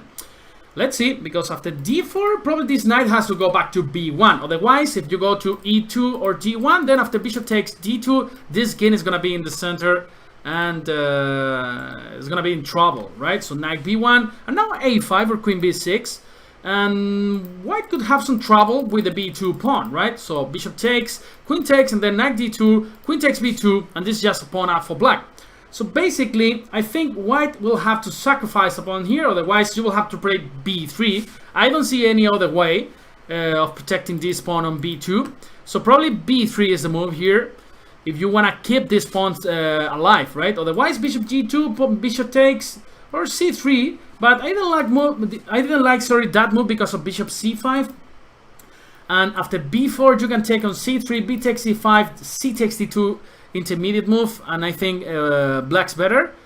So let's see what happens. Maybe bishop c5, you can play bishop c1 or even b3, but doesn't look good for white actually. So bishop c5 from Inga from Georgia, nice country. I was there in the Olympiad in Batumi last year. As you guys know, this year the Olympiad was gonna take place in Moscow, but of course this has been postponed for next year. So b3, now Alexandra protects the pawn on b2, and now white is ready to go for bishop g2 and probably short castle and complete development. So maybe black is gonna develop with knight d7. A problem with the bishop on g2 is that there could be some ideas with knight e5 in this position. Imagine, for example, knight d7, if you do something stupid like, I don't know, h4, knight a5, followed by d takes c3, and then bishop f2, and knight d3 was an idea, so that's why she goes for short castle, and Inga also goes for short castle in this position. Let's see, now I like the move queen e2 in order to, at some point, start a pawn march on the king side. Not yet, because there is d takes c3 with a check, but I can first move my king, for example, to h2, and then start attacking on the king side with moves like f4, g4, e5, right, g5 even. Let's see what black does. So g4, now aiming to go for g5. Now white has also the idea of bringing the queen to g3, and in the future, well, push this pawn to f4. So let's see. So g4, rook f to d8 from Inga Cherkalashvili. And you know what charco means in Spanish? It's actually a small amount of water on the floor. Yeah, so small accumulation of water on the floor. So Cherkalashvili goes for rook f to d8, and now g5 attacking this knight. All this square is e8, so probably Inga is gonna go there, knight e8, and let's see how white wants to proceed on the king side. White has a lot of problems with the development of the queen side. As you guys can see, the knight on b1 is kind of stacked. So, and you don't want to play c4. It's actually really an ugly move. So queen g3, and now f4 is not possible because of d takes c3 just winning on the spot. So you will have to remove the queen. I don't know, maybe to g4, and after knight e5 you can bring the queen back to e2, protecting d3. But again, it looks very suspicious, yeah, for white, because basically you are playing without these two pieces, the knight on b1 and the rook on a1, right? So you can always play bishop f4 too, but I don't like to trade this. This bishop is actually my best piece, I would say, with the white pieces, right? So only 40 seconds to Maltevskaya, and she gotta move because only 30 seconds, and this is really important in blitz. Maybe queen f3 or queen g4 or bishop f4. These are the three reasonable options here that you have in this position. And finally, bishop f4. Now you have this move e5, or also bishop takes f4 followed by e5, and then some nice routes for the knights, knight f8, knight g6, and you are never gonna be able to play f4 in this position, and this is basically the only counterplay that white enjoys. So knight c5, attacking d3, probably rook d1, and I think Inga wants to take on c3 and then collect this guy on d3, so that's why rook d1 was played. And let's see. Also, the endgame is quite okay for black, right? So queen c7, knight c7, and again, difficulties to develop the knight. Finally, she's taken this pawn on c3, knight takes c3, and knight d3, and this is basically a pawn up for Inga Charkalashvili. Now she's putting pressure on f2, knight b4, and just a healthy pawn up, but it's never easy. So queen a7, probably the best move here, or queen c7. And yes, now black is ready to strike with b5. Basically the only square available is c3 or b2, and here you can play actually rook knight a2. Is this possible? Knight a2? I think it is. I think that was a possibility, just to get another pawn, but okay. She went knight d6, a3, attacking this knight on b4, and not so many squares for this knight actually. Knight b5, intermediate move, attacking the queen. 30 seconds for Maltevskaya, which actually who wants to move the queen probably to c5, and she goes queen d2. Now basically knight d3, attacking the queen and the pawn on f2, rook queen d2, and now I like the move rook d4 in this position, intend to double rooks on the d file, and basically there are so many nasty threats with the rook on d4, because I don't see a win in this cover move right now. So rook d7 was played, and now rook d8 is gonna come. Well, bishop d3 is coming, so you gotta be really careful. Maybe knight e5 is a good move here. Knight e5, because you protect the rook on d7. So knight queen f4, and now I like this move, knight d4, because if you take on e5, there is knight f3 winning the game on the spot. So here Maltevskaya is surviving. Still much worse in this position, of course, because as you can see, black still has pawn up. Black enjoys the open file. Knight c3, now putting pressure on b5. Let's queen c5 coming, attacking the knight on c3, and now she blunders another pawn, but knight f8 was played instead of queen a3, and here queen g5. Whoa, queen g5 followed by queen c1 was winning. She doesn't see it. Knight e2, queen b2, and now be careful with rook c8. Wow! Now queen a3 only move, protecting f8, and now Maltevskaya has a lot of counterplay. Queen a1, king g2, and then I think she's got to resign. Pawn takes, rook f8, king h7, rook h8, king g6, and queen g3. She's not attacking anything, but now h4 I think just wins again. Knight c3, rook d3, and then knight d1 just wins. Wow, incredible how she has survived in this game. Incredible. d5, now she's gonna collect everything. Now Inga is saying no with the head, and because she had massive advantage in that position, and this is gonna be 1-0 for the Russian player. Wow, 1-0 for the Russian player. And well, let's go for the next game. Now they should click on rematch. They are no. Somebody challenge her.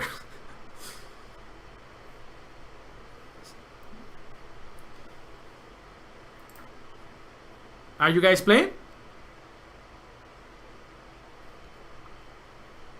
I think Inga is playing somebody else. Inga, I think you're playing somebody else.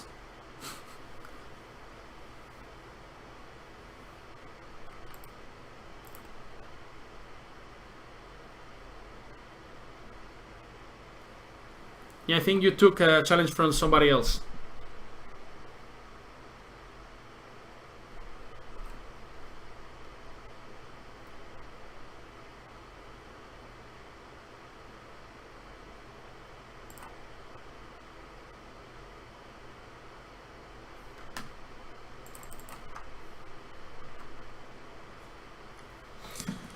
Yep, she took another challenge, so she was playing another user. So please, guys, don't challenge them right now. Yeah, they're in the middle of a match, deciding who's gonna go to Tunisia next year, February, for 10 days. For 10 days, and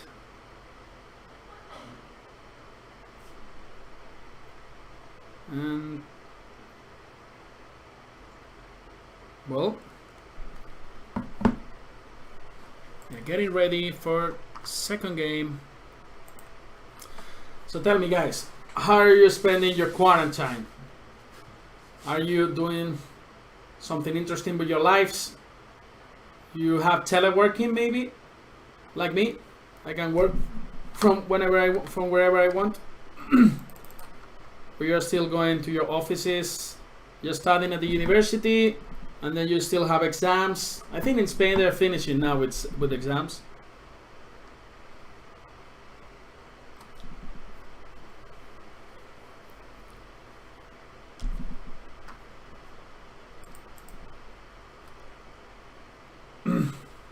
When will start the Legends Cup? Well, the Magnus Tour has different tournaments.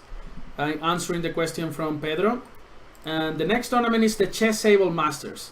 After the Chessable Masters, where we already know the players with Carlsen Company, we'll have the Legends, where half of the field will be formed by current top players, and the other half will be Legends. And if you are thinking about big names, we are also thinking about big names. So we are trying to get them into this tournament.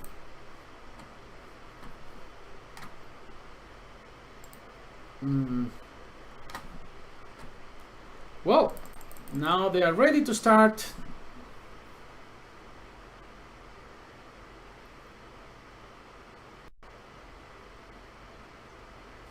And here we go.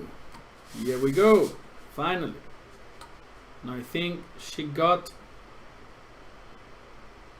the white pieces again. So this cannot be like that. Learning chess, Enigma is saying. That's cool. That's cool. I did a lot of indoor gym. I mean, I was going crazy. You know, I was sleeping in a couch, in a sofa, of one of my friends for 2.5 months. And, you know, I was getting crazy with this situation. But, you know, so many chess tournaments. This is always good, yeah? It's the only sport that never stopped. So d4 from Inga, knight f6 from Maltevskaya. And what's going on? c4 and g6. Now probably black wants to go for either for the Grunfeld or for the King's Indian.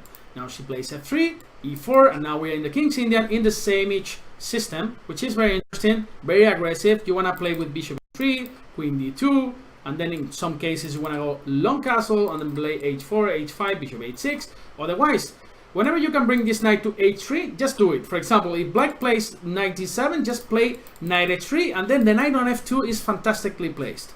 So there are many cases where black is not going to allow you to play knight h3. So in these cases, probably you will have to develop this knight via e2. Then this knight on e2 can come later to g3 or to c1.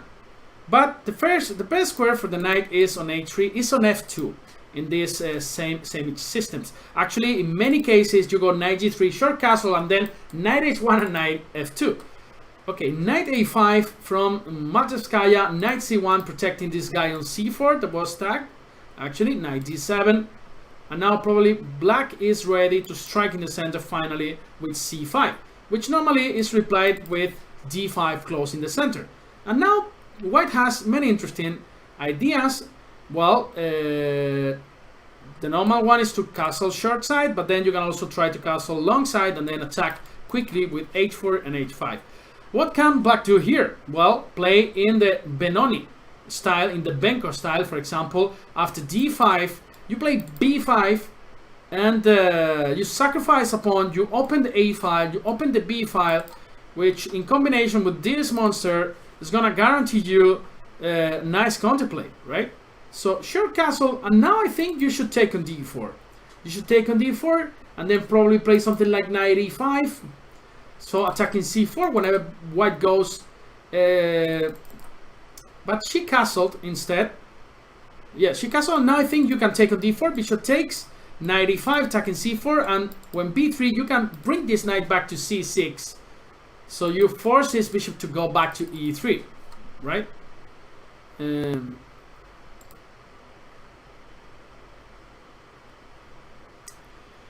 Well, so short castle. Now Maltevskaya thinking a lot in this position. I guess you have to take on d4. There's also knight c6, which is interesting because this knight is gonna be able to come to d4. So after d5, knight d4, and actually that's a nice spot for the knight. But I think white can kick this knight playing knight b3. This is a good move, I think. Or also bishop d3 followed by knight e2, something like that. But I like knight b3. I guess you have to take on e2, and then at some point break b5. I'm pretty sure that this is Maltevskaya idea, playing in the Benko style with b5. Boom. Then after c takes, pawn takes. If you take with the queen, there's bishop is a6, and she goes for b6, sacrificing the pawn. Nice idea. Whenever you take on b5, pawn takes, knight takes b5, then the position is gonna be a lot of fun. Queen b6, bishop a6, rook f to b8. Right after all these traits, queen b6, bishop a6, rook b8, and then there's fantastic pressure on the queen side. And then you got the bishop pair. This is really important, right? So knight d2. She doesn't want to open the position up.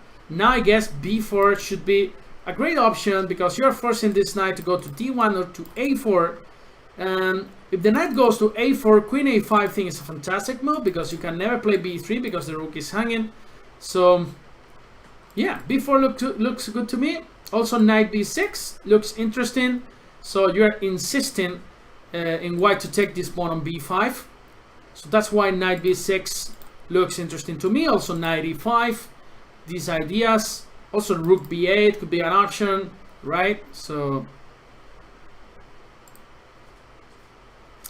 let's see.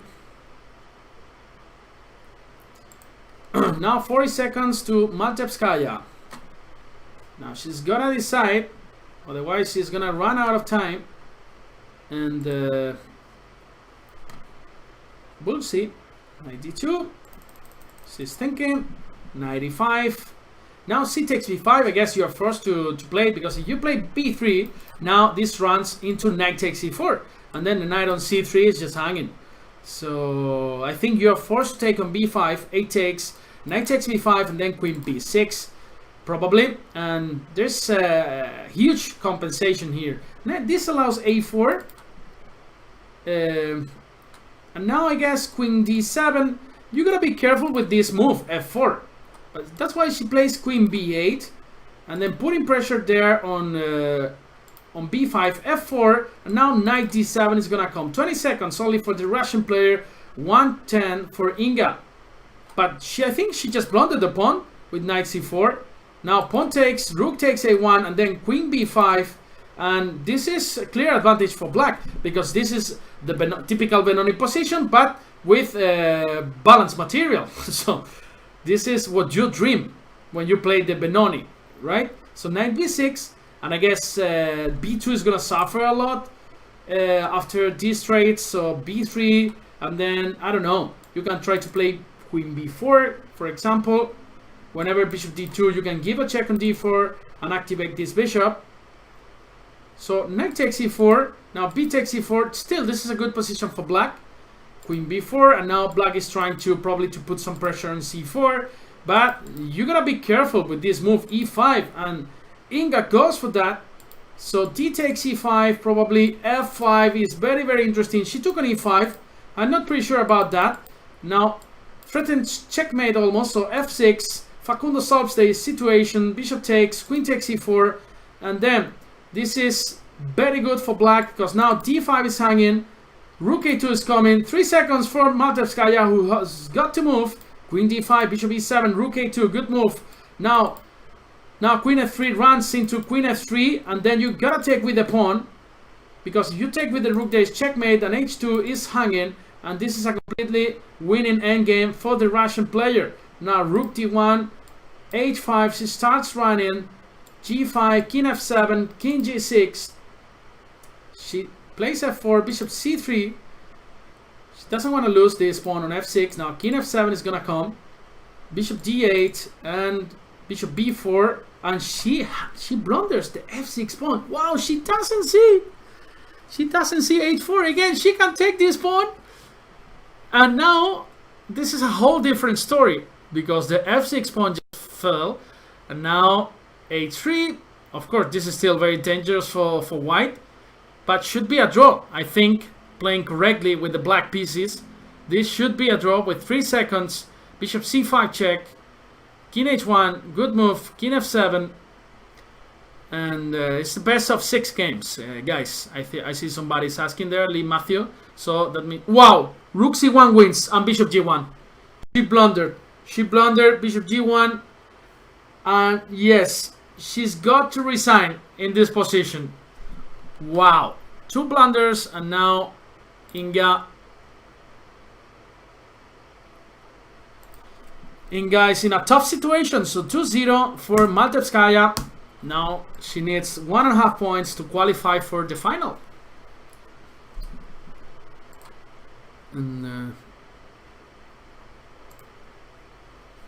so let's go for the next one. Knight f3, d5 and c4. Let's see, now black has several options. You can play with d4, but she decided to play more solid, aiming to transpose to some Slav after d4. But Maltevskaya plays b3 and now e3. Now the idea is to play bishop b2, knight c3, queen c2, and these kind of positions. So black goes for the fianchetto too with g6 and bishop g7, bishop e2, and now white is ready to go for short castle, right? So now let's see, for example, bishop g4 followed by e6 makes a lot of sense. You don't want to play e6 in these positions with your bishop on c8, right? This bishop is in the cave, so it doesn't enjoy in proper diagonals. So that's why you play bishop f5 first and now e6. But still here is extremely dangerous. With the bishop on g4 it's okay, but with the bishop on f5 they play later h3, and then you will suffer. And then you don't have so many squares for this guy on f5. Knight d4. And now you see the problems with this bishop on f5. Now you don't have a square for this guy, and actually white is, well, not threatening to play g4 because you always have bishop e6, but the simple move knight takes f5, and yeah, you have better structure, you have the bishop pair, so definitely this is at least a little advantage for white, right? So knight e5 has been played. And let's see, knight e5, for example, queen c2 or knight takes f5. Both of them are completely reasonable moves here. And yeah, knight takes f5 followed by even d4 or queen c2, which actually threatens to take on d5 at some point because the queen on c7 is hanging. So a pretty enjoyable position for white here. So the only thing you have to pay attention is to the pawn on d3. So basically queen c2 or knight takes f5. There are no other moves, and again, I see that Maltevskaya is having some troubles with the time, but then she plays extremely well in time trouble. So it's like the female version of Alexander Grishuk. Yeah, we all know Sasha. Yeah, he suffers a lot of the time, but then it's extremely tough to beat him, even though he's got only 10 seconds in the clock. So knight takes f5, g takes f5, and probably queen c2 looks good, because with this move you you threaten two things. First one is d4 followed by queen f5, and second is c takes d5, because this is a very strange move. This is a very strange move because you just have given your bishop pair and nothing in return. So probably she was afraid of some knight g4, but then you can always play g3. Definitely this was not a good choice for Maltevskaya. And now Inga is back in the game with a equal position. I would even take black here. I would say I have a nice knight on d5, and then I have some attacking chances related with bringing a pawn to f4, and also with the open g file that you could use in the future, right? Alright, guys, so bishop c4. Now there's a positional threat, which is bishop takes d5, so you shouldn't allow that because you are forced to take with the pawn. Again, moves like rook d5 to take with the rook, or knight f6, all reasonable. So Inga saw this threat, and then she played knight f6, and I like the move knight f3. I gain control on the e4 square, and I have some plans too. For example, like h3, g4 even. At some point, I could be the one attacking on the g file. It's not that strange. So she plays f4, another, well, questionable move, because now the e4 square is going to be weak for the rest of the game. But also, she's saying, you know what? I have also my f3 square. I have my e3, e5 square, sorry. I have some maneuvers like queen h5, rook f3, rook h3 in the future. So knight f3 is played by Maltevskaya. Now let's see what happens. For example, at some point black should try to react with the move c5, but it looks very dangerous, right, with the queen on c7. So move like queen a5 to attack a2, and then to play c5 in the next move looks very reasonable to me. So queen a5 was played, and now let's see what Maltevskaya does in this position. Queen e2 looks very natural, but then c5. Maybe not, because after d takes e5, queen takes e5, there's bishop e6. Knight e4 was played then by Inga, and now I like the move knight g5. Bishop d3 has been played. Now targeting this knight, then aiming to go knight g5, collect this pawn here. Also ideas with queen h5. Now 1 minute for Inga, 34 seconds to Maltevskaya. We are here enjoying life, enjoying chess, enjoying the magic of the 64 squares, this fantastic sport. Who says that chess is boring, right? Who says that the blitz game between strong players is boring? So knight d5, now rook f3. It's very annoying actually, you know, to go rook h3 and queen h5. This could be a nice attacking plan for Maltevskaya. So 50 seconds for Inga, 20 seconds only for the Russian player. Rook f2, I didn't get this move. I don't know what's the idea. Probably she wants to go g4 or something like that, but then rook f3 looked to me much more aggressive and much more interesting. Again, I like the move rook f3. Also h3 for g4 should be reasonable too. Only 15 seconds for the Russian player. Queen h5. Now she plunders the pawn on e3. She took on e5. Now, again, this pawn on e3 is hanging. But probably she is intending to go something like rook f3, rook h3. But I think black can always protect this h7 pawn with moves like rook g8 and rook g7 in case she needs it. Only 25 seconds for Inga, 12 seconds for Maltevskaya, knight e3. And now the position is about to collapse for the Russian player. And 3 seconds, 2 seconds, queen h6. Now she wants to go for the perpetual, but knight g4, strong move. Queen f4, and now knight f2 just wins. Yeah, knight f2 just wins. So probably she's got to resign here. Knight f2, king f2, and then rook g8. queen a3.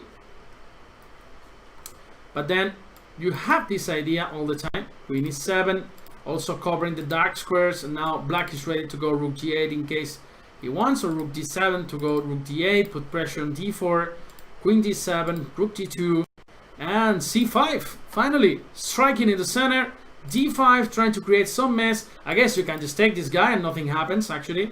Bishop d3, and now rook g4 looks like a good good move to me, sorry. Because you take on f5, it's clear that, you know, the endgame, you don't have any chances. You have to keep the queens on the board to maintain your options there. f4 has been played. Now maybe g4 to close the position. Again, trying to fight. Pawn takes, pawn takes. Now Inga plays c4. Be careful, Inga. There, well, c4? And then she lost some time? Well, she lost some time, so this is 2-1, and first victory for Inga Charkalashvili. I don't know if you guys have been to Georgia. I remember one of the typical dishes from Georgia. I think it's called hachapuri or something like that. So it's quite nice. It's quite nice. So d4.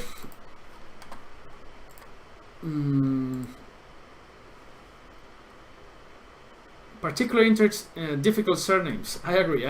Knight f6 from Maltevskaya, and then probably we're gonna see another same-ish system from the Georgian player, yeah, with f3 followed by e4 and knight a3. Now she changes and she plays b6. Well, the idea probably for white is to go knight c3, and it's very interesting after bishop b7 just to go queen c2 or f3. Both are very, very interesting, just to install a beautiful center with e4. Instead, she decided to play more natural with knight f3, and now after e6, well, probably she's gonna play e3, bishop e2, short castle, playing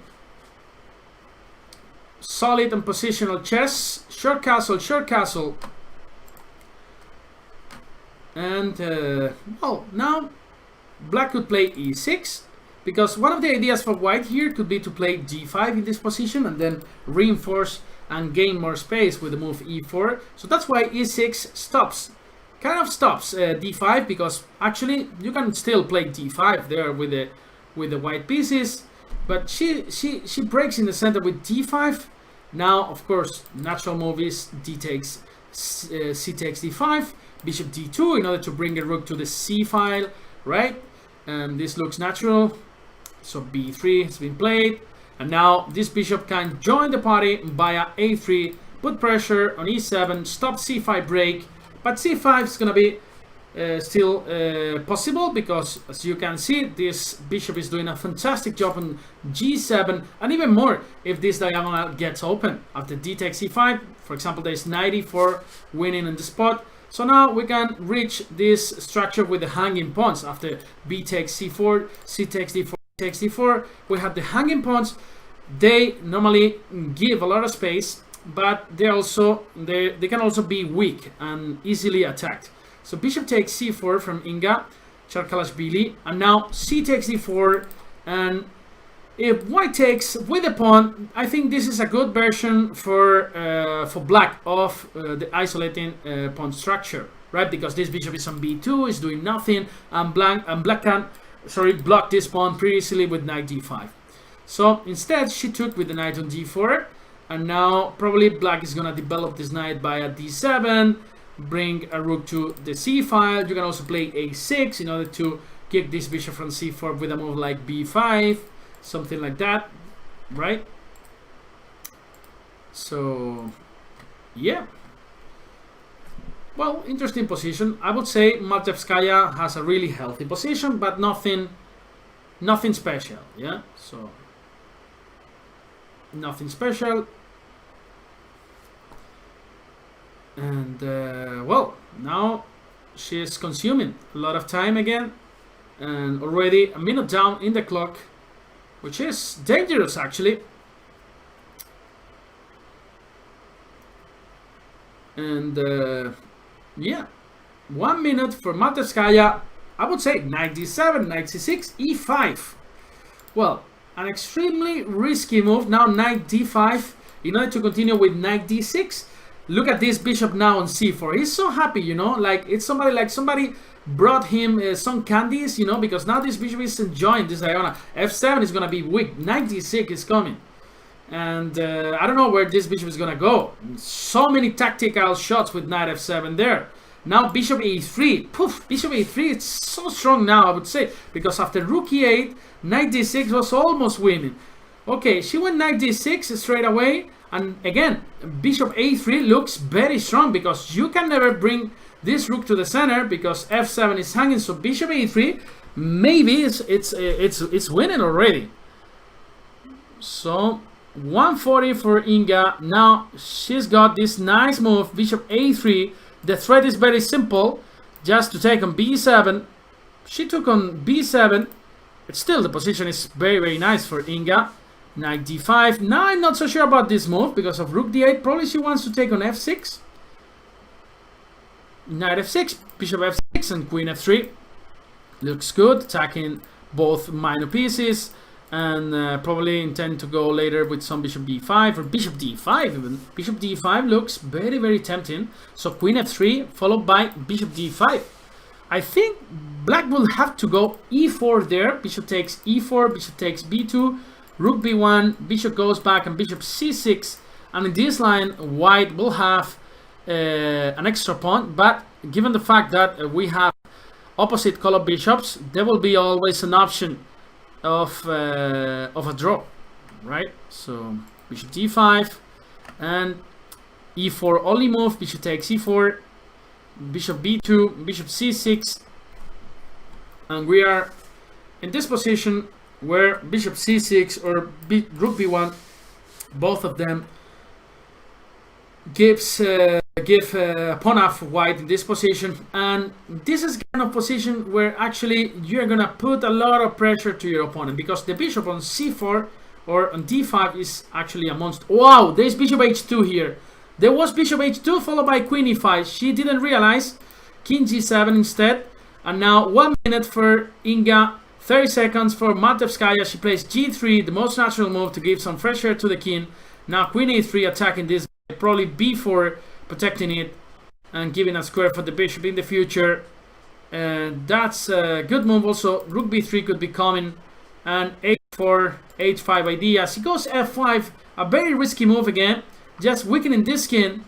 And now I like moves like bishop b3 followed by queen b7 in case black takes on b4. a7 will be hanging. She goes rook f to d1, and now 15 seconds for Matevskaya. Goes queen a4 and trying to bring this queen back to the action via d7, but b5 she doesn't allow that, and queen c2, and now rook c1 followed by rook c6, well rook c7 I was gonna say, but the square is covered by this bishop on e5, queen c7 back. And now let's see. For example, a plan like rook c1, rook c6, it's very tempting, but she uses the other rook, and now rook c6 still looks good because in many cases you want to use the e6 square. She goes for bishop d5, and now the bishop is gonna land on c6 in many positions. But I think black wants to trade everything, of course. Rook d1, rook d1, rook d8, and in these positions where you are trying to put pressure, you shouldn't exchange too many heavy pieces because the endgames just with the bishops is just dead draw. So you should never change. Now she enters in this position where I believe still white is putting a lot of pressure, and mostly because of this king.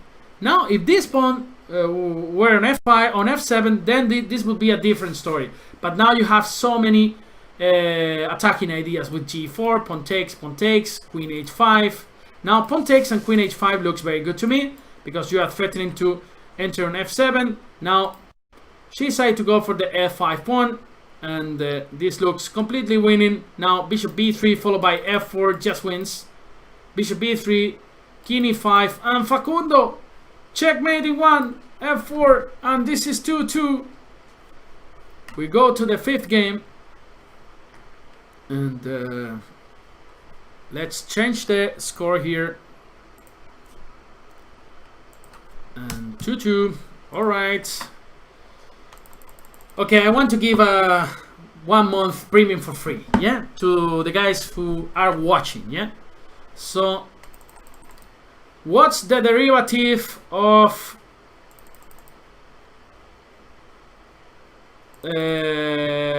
x squared? Yeah.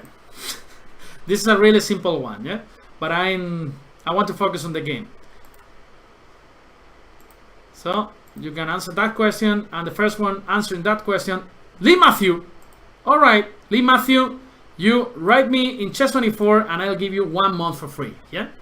But then you have to study all the video series, yeah. Then you can say, oh, I didn't have time to study chess. No, you're gonna study all the video series. You're gonna enjoy it.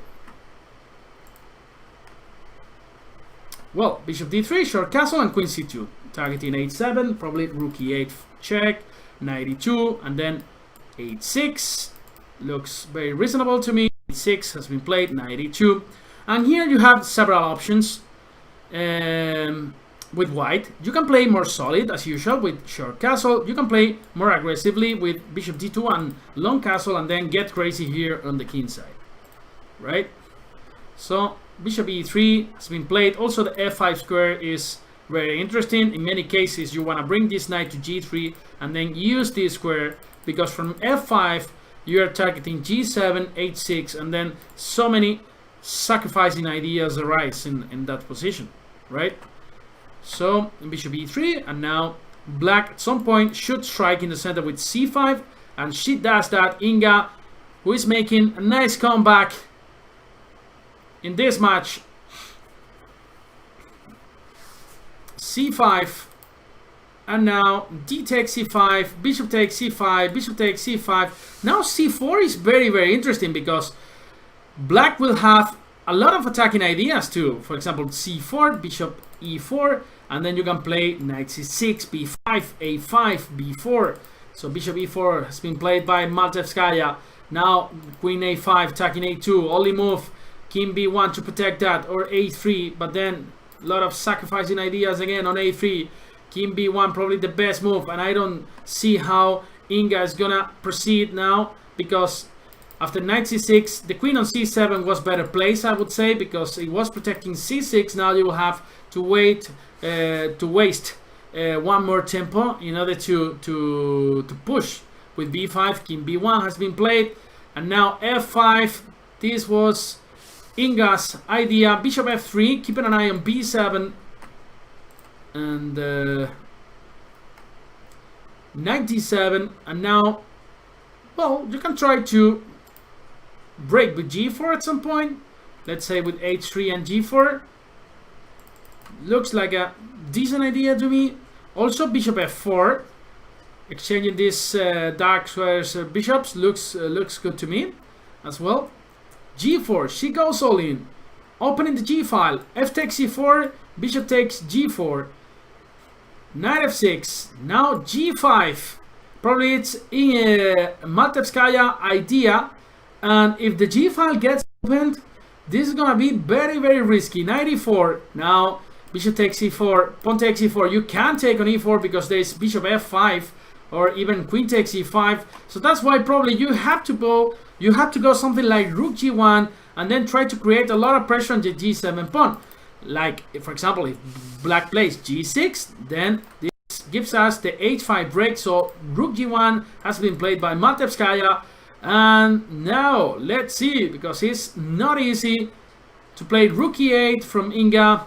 And now bishop f4 looks good to me. Finally removing this bishop from g5. It was attack, as you guys know, from this knight on e4. And now bishop f4. Maybe black has to play bishop f8. Very solid there. And this is what Inga does in this position. And now, well, it's not easy to proceed with the white pieces. This attack, you can try knight g3 or something like that. But black is arriving also very fast with moves like b5. It's true that, yeah, knight g3 puts a lot of pressure here on e4. This was a very nice move from Maltevskaya. Basically, this is threatening bishop a4, but I think you can take on e4 and then maybe and just maybe you can play rook g5 over there. Not so sure, but for sure it's interesting. So let's see.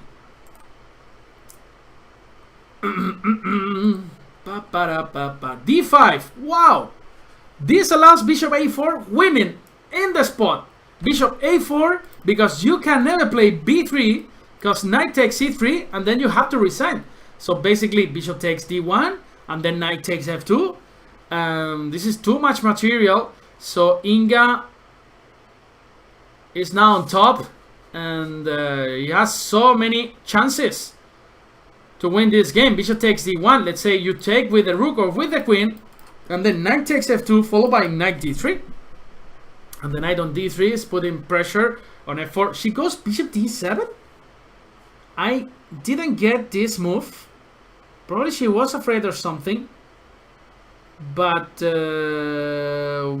well, now this is a whole different story, because you play knight h5. You are threatening to baboom on g7 followed by bishop h6, and then if you play g6, then bishop takes e4 followed by knight f6, and here black is about to resign. Here you have to find a couple of precise moves for white, but for example rook d4. Wow, what does she want to do with the rook on d4? We'll find out. There are many ideas, for example, with bishop e4 and knight f6. Knight f6 is a fantastic move, because whenever black takes with a pawn, now this queen can come to f1 and h3. She played g6, bishop h6, great move. Now if pawn takes, bishop takes, and queen takes h6, and Maltevskaya is about to win this game. Incredible. Queen c5, bishop takes f8, followed by queen h6. So that's why she's got to take with the queen. Bishop e4, rook takes e4. Now knight f6 looks very good to me. Rook takes d4, and pawn takes. Now the plan is very simple. You want to go queen f4 and queen h4. So you cannot play queen e7, queen g5. And I think you gotta play king g7 here to survive. King g7, knight h5, king h7. It's not clear at all. Maybe you have this move, rook g3 to go rook h3. This game is going wild. Now king g8, knight f4. The knight on f4 is fantastically placed because you are threatening to take on g6. And now she just blundered the rook. She blundered the rook, and Inga has to resign. c3, pawn takes, king h7, and king g8, 10 seconds, queen d8, king h7. Of course, she's not gonna repeat. Queen h6, 10 seconds, knight d3, queen d2, knight b2. She brings all the pieces home back, and now, well, now this is just game over, right? Queen d8, d6, and d7.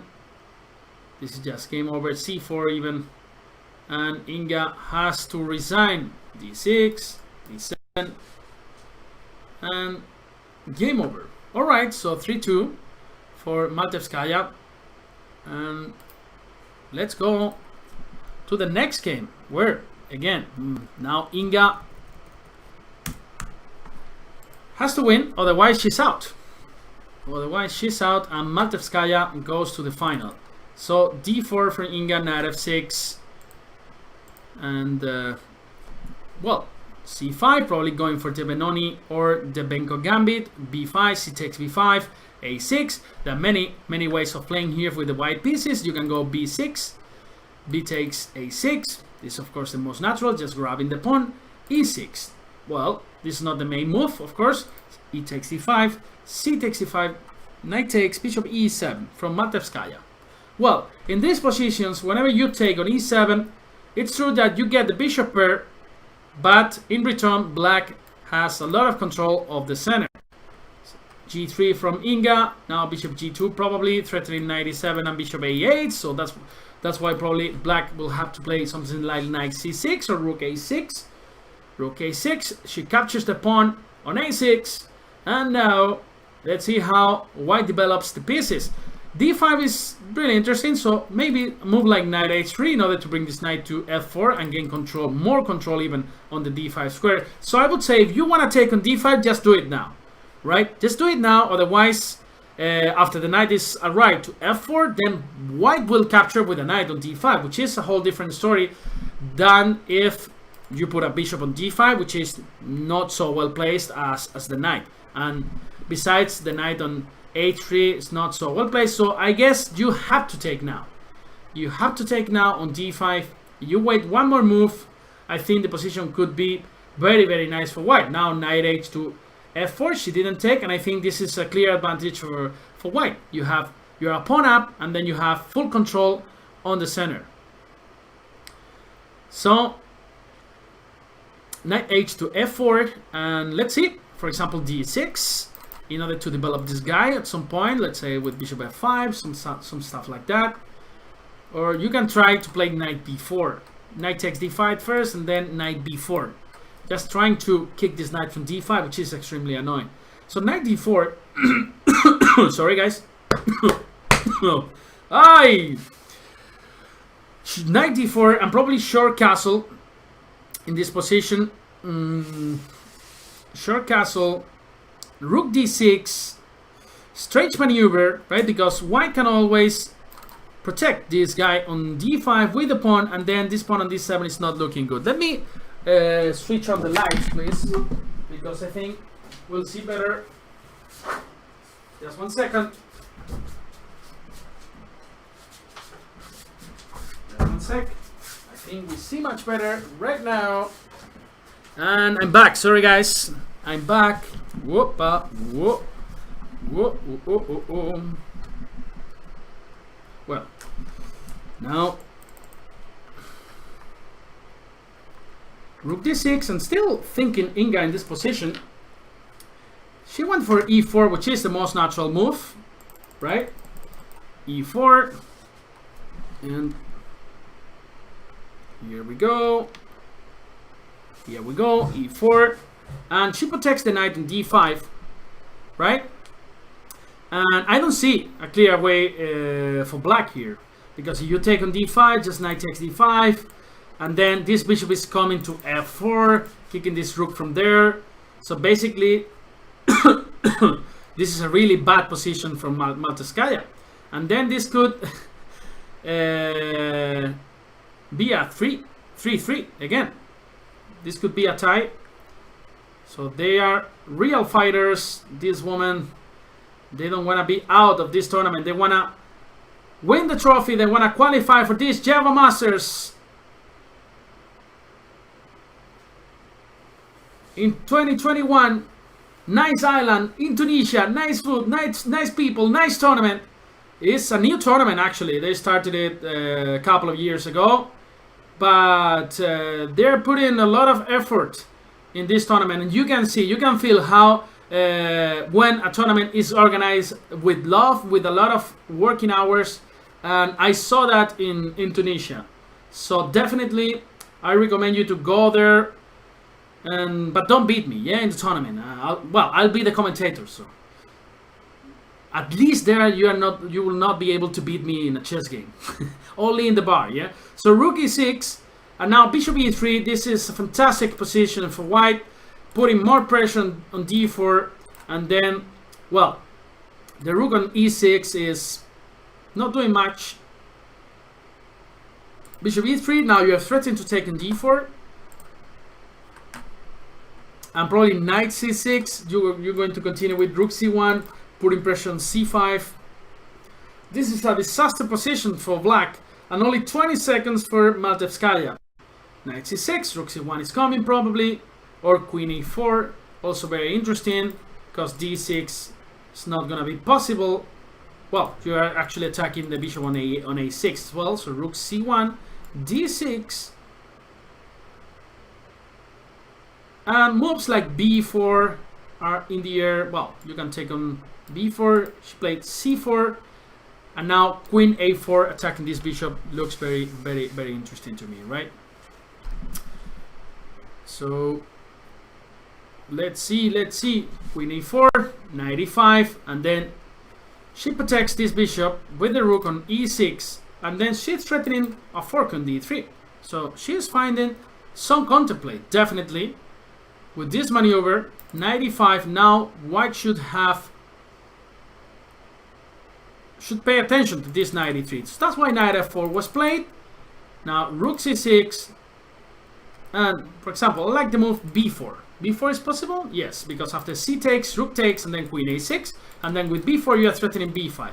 Well, she played rook d1, putting pressure on d7, natural moves, good moves, knight d5, again, threatening this fork on e7, so knight d5 was played, bishop d8, still, Maltevskaya is fighting with 4 seconds in the clock, knight b4, rook e6, bishop b7, and then knight takes e6. This is just an exchange up for Inga. Now she takes the exchange, not like in the past game, and this is dead loss for black.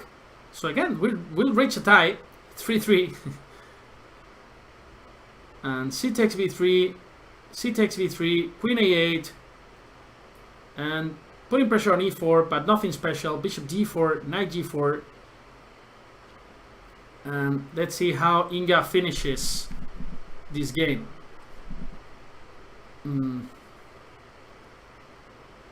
Yeah, no, the camera from Maltevskaya is not working pretty good, I know. But, you know, this is the camera that she has. You know, we're gonna do anything about this. So, still fighting, Maltevskaya. She is a great fighter, yeah? She is a great fighter. She has saved so many points, like fighting till the end in bad positions. Bishop c5, queen g4 check. Now rook f3, for example, was more active. Now Inga gotta be careful. Because, oh, she just blundered the bishop on c5. No, she doesn't see it. But now, again, she can take this bishop. Take it. Yeah, she took it, and yes, this is gonna be 3-3. And again, first victory wins.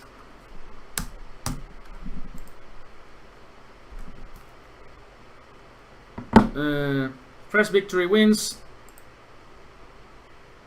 And I'm gonna tell, well, 3-3. And this is extremely exciting. Let me talk to my guys.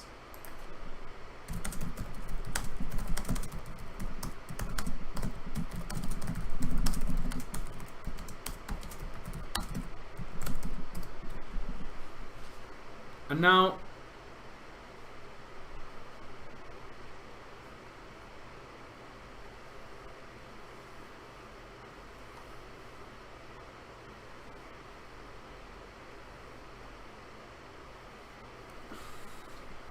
we have informed them that they have to play one more game.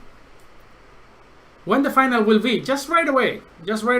When they finish, we'll start with the final. And which is gonna be to the best of 4.5 points, or if they want, well,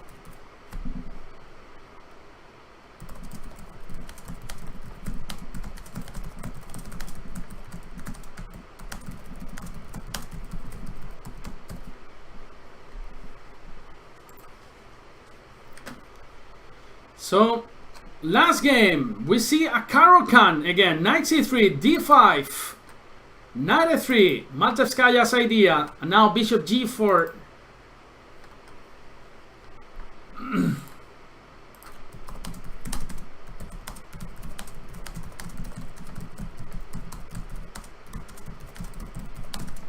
Sorry guys, I'm talking to my IT team because we have to delay the next shows because we thought this was going to last 3 hours, but it's not going to be like that. We're going to be here more time because well, still the final to be played. And d4, this is what Hammer recommends in his video series, the Norwegian Grandmaster. And here bishop d3, I believe it's the main move. And pawn takes e4, knight takes e4, taking this pawn on d4 with the queen is very, very risky. Well, it's possible, but it's risky, and white will enjoy a fantastic compensation. Pawn takes, knight takes, queen takes d4, and for example c3 over there, followed by short castle, and there are some games where white gets a lot of compensation. Sorry, now e5 is the move probably here, knight d7, and then short castle, and for sure you will try to retreat this knight to e2 to reinforce the center with c3. And look at this knight. This knight on e2 could come to g3 or f4, and then you can try to jump to h5 probably. And you have so many attacking ideas here. This bishop is targeting h7, and she goes for bishop d2. Now I guess black will try to react in the center with c5 at some point, otherwise his position is too passive. Yeah, c5 from Charkalashvili, and now let's see. Knight b5 I believe is not a good move. It's very typical in these positions, but here black can take on d2 and then just go short castle. So I think knight b5 is not a good move here. Maybe queen g3 is interesting, because if you go short castle, then bishop h6 just wins an exchange. So maybe after queen g3 you're forcing black to play g6, and now you can play a3, forcing black to take on c3, and nothing happens to your center, right?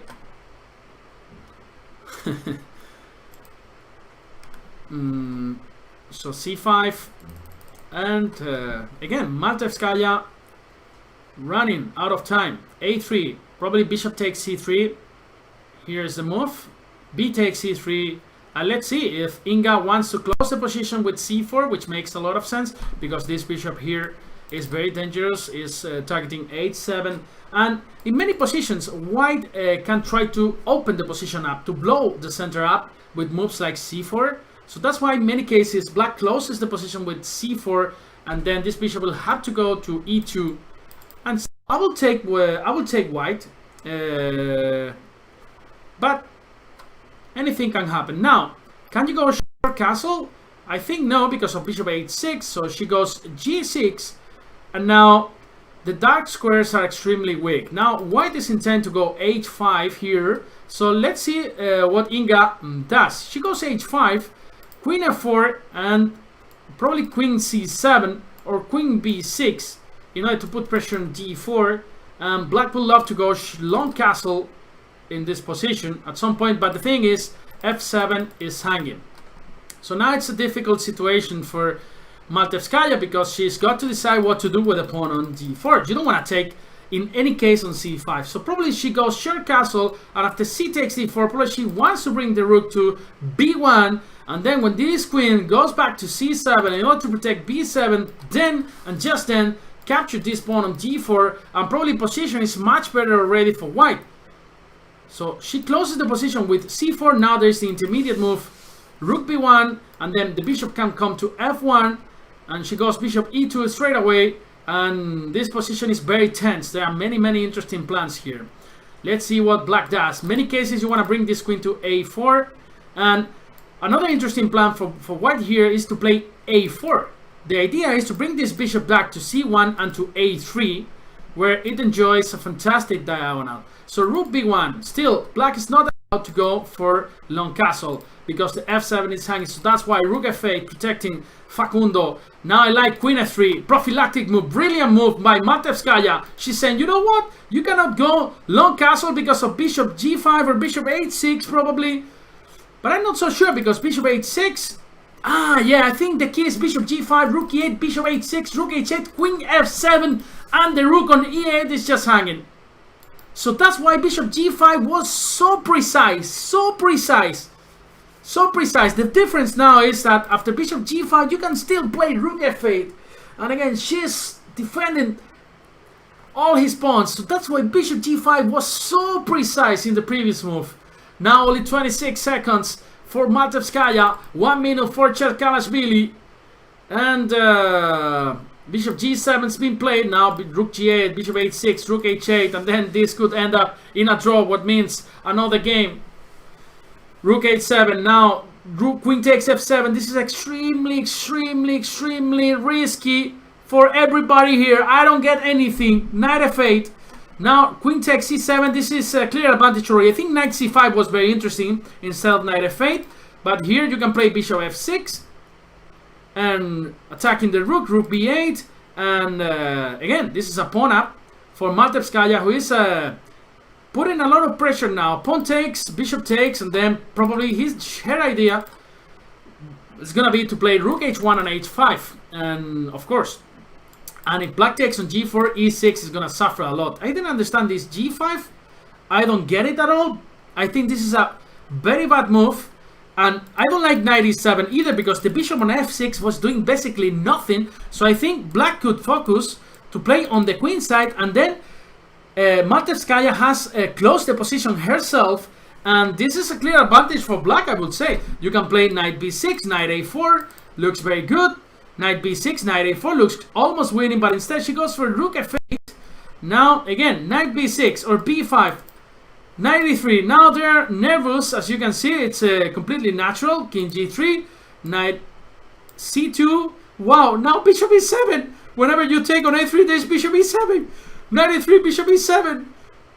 Rook b2. No, this bishop e7 is a threat, probably. And now rook a1 is a threat. She's got to play a6 and bishop e7. Now she's gonna play knight b5. And then we reach this crazy position. Because white enjoys an exchange. But look at this knight, they're extremely powerful. Now knight a4 could be coming, but then king d2 protects everything, but then f4 hangs. So that's why you're forced to play rook c1. You can also play f5 at some point. If rook takes f5, you have ideas with bishop h5 coming. She plays rook c2 and now rook f4. It's a brilliant move. Inga is about to win the game. And Maltevskaya lost on time.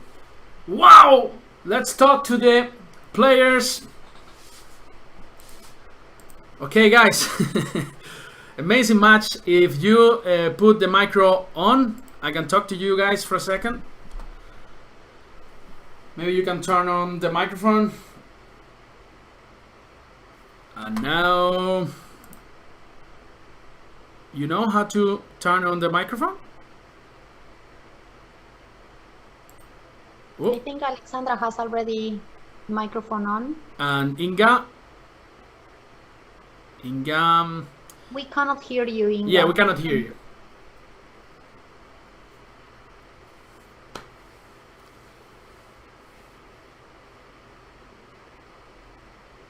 Well, Hi, Alexandra. Are you there? now, awesome. Okay, so first of all, congratulations to both of you because it's been a fantastic match. It's been a roller coaster. And people have been enjoying a lot. So it looked like Maltevskaya was going to take the match, but then Inga, you fought very well in this last game. And this crazy French position. So what do you think? I don't know. You're still nervous, yeah? Yeah.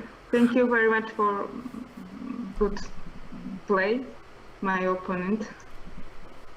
Okay, so Alexandra, thanks a lot for participating. It's been a pleasure to have you here in Chess24. And we hope to see you again. Spasiba. And Inga, we'll see you in 5 minutes for the final. 5? Yeah, take 10. That's all right. Take 10. Take 10, and then we start at 10 o'clock for the final against Mamed Yaroba. So thank you, and see you in 10 minutes. Okay. Thanks, Alexandra. Okay, so guys, let's make a break of 10 minutes so they can take a bit of a rest. And you know what? I'm not gonna take a rest. Yeah, I'm gonna play Son of You. Meanwhile, in Chess24, so you can challenge me if you want. My nickname is Jose Cuenca. So this way we don't stop the stream, and then we keep the attention from you guys, and you can beat me.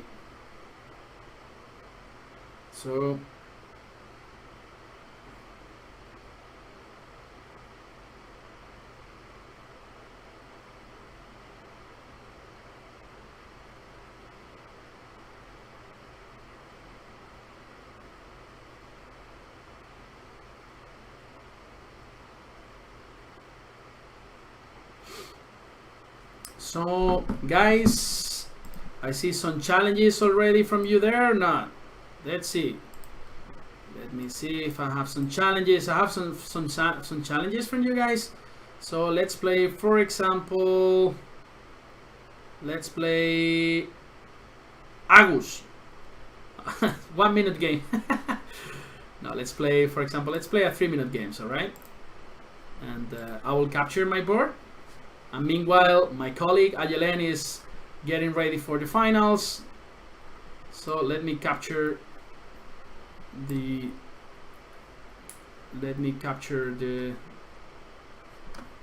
board so you can see.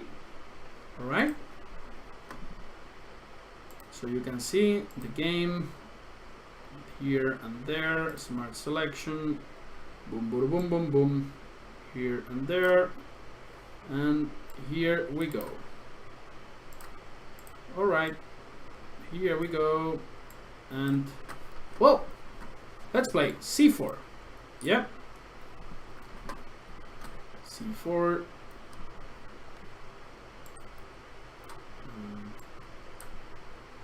I hear myself 2 times, so I don't know why is that. I hear myself 2 times. I'm running out of time. Ah, I see. Now this is the problem. Okay, so knight f6, knight c3. Let's play. Oh, the board is doing something crazy, right? Oof. So now it's alright. g6, e4. I don't know. When I put the board. 1 second. Here and there. Boom, boom, boom, boom. And I will be with so much low time. Just 1 second. It's not allowing me to show you the board. And I hope it does now. It does now. Now you can see the board. But I only have 1 minute, 1:40. So I better hurry up, right? And she's what's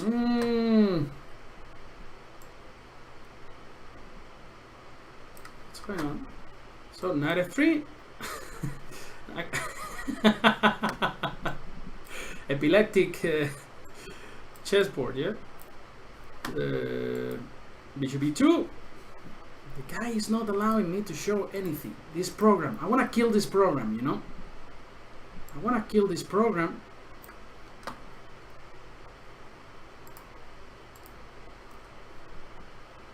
Why is this? Well,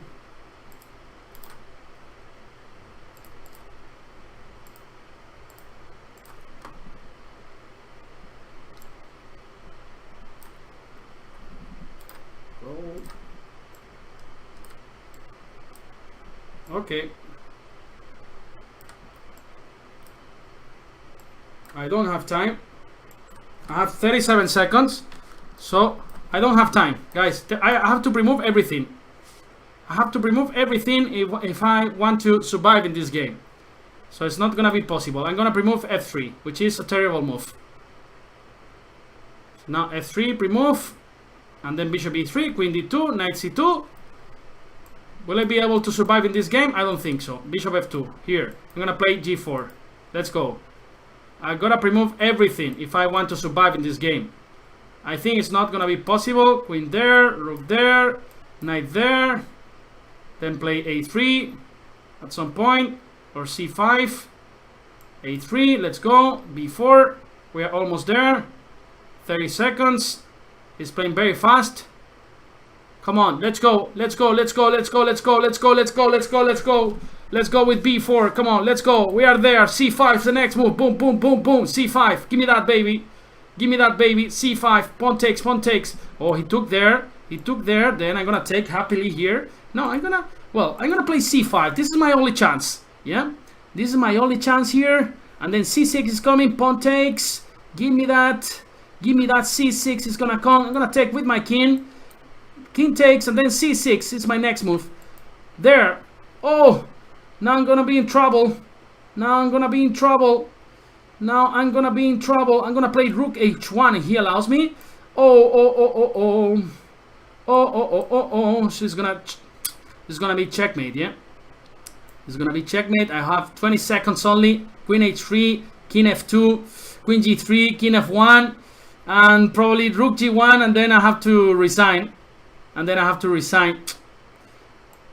Didn't have much time, so not gonna be able to survive this, guys. Let me give a check, just for pleasure. Let's run. What's going on here? 8 seconds. No, it was too little time. I couldn't survive this. Pity.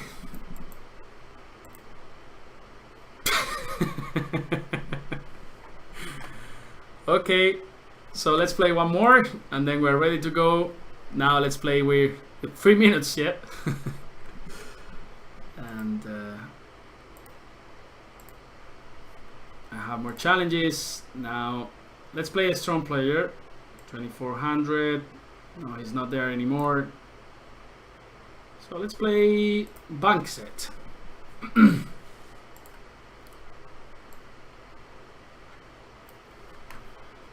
Well, let's go e4. Now last game before the final starts.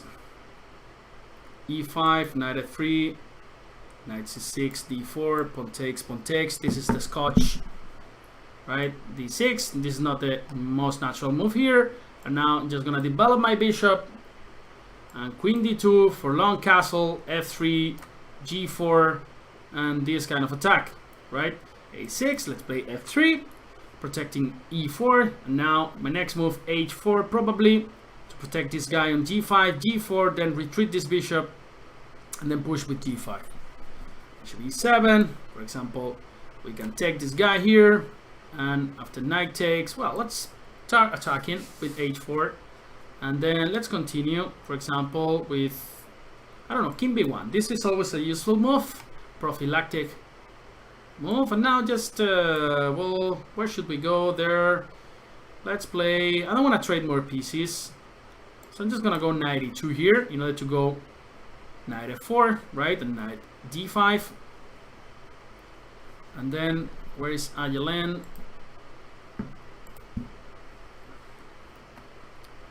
So 220, rook b8, and knight f4 in order to go knight d5. Bishop e6. Let's play knight d5, for example.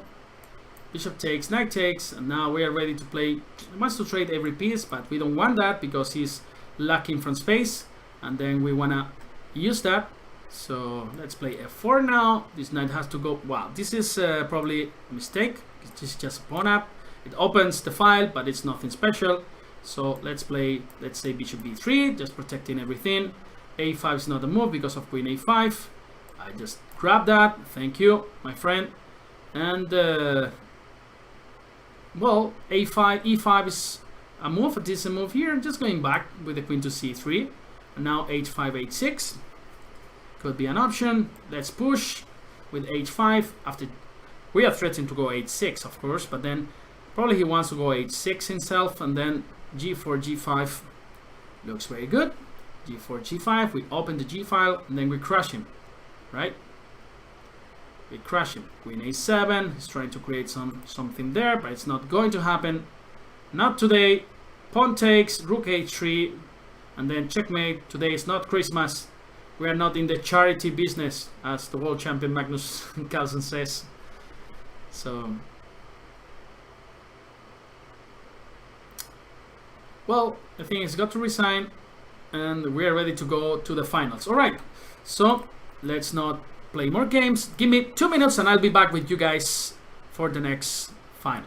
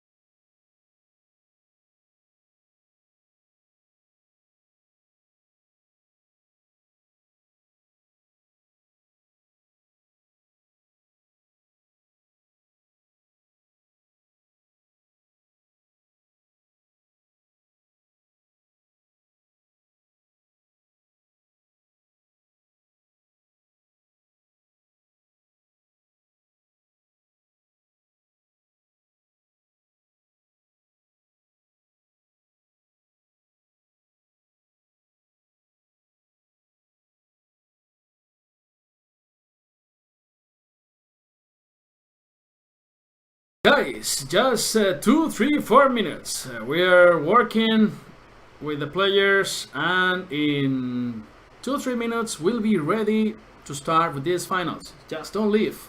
Don't abandon me. Don't abandon the players. Stay with us.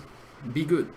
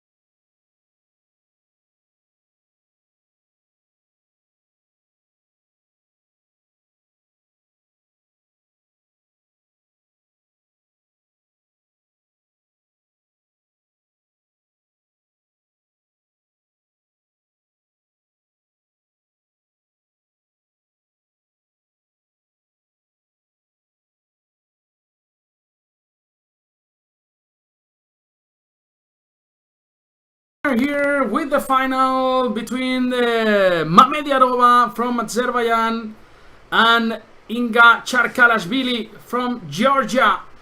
So they're gonna play to the best of 6 games, which means that the one reaching 3.5 points will win the match. You can move. Good luck. And давай. So, давай. All right.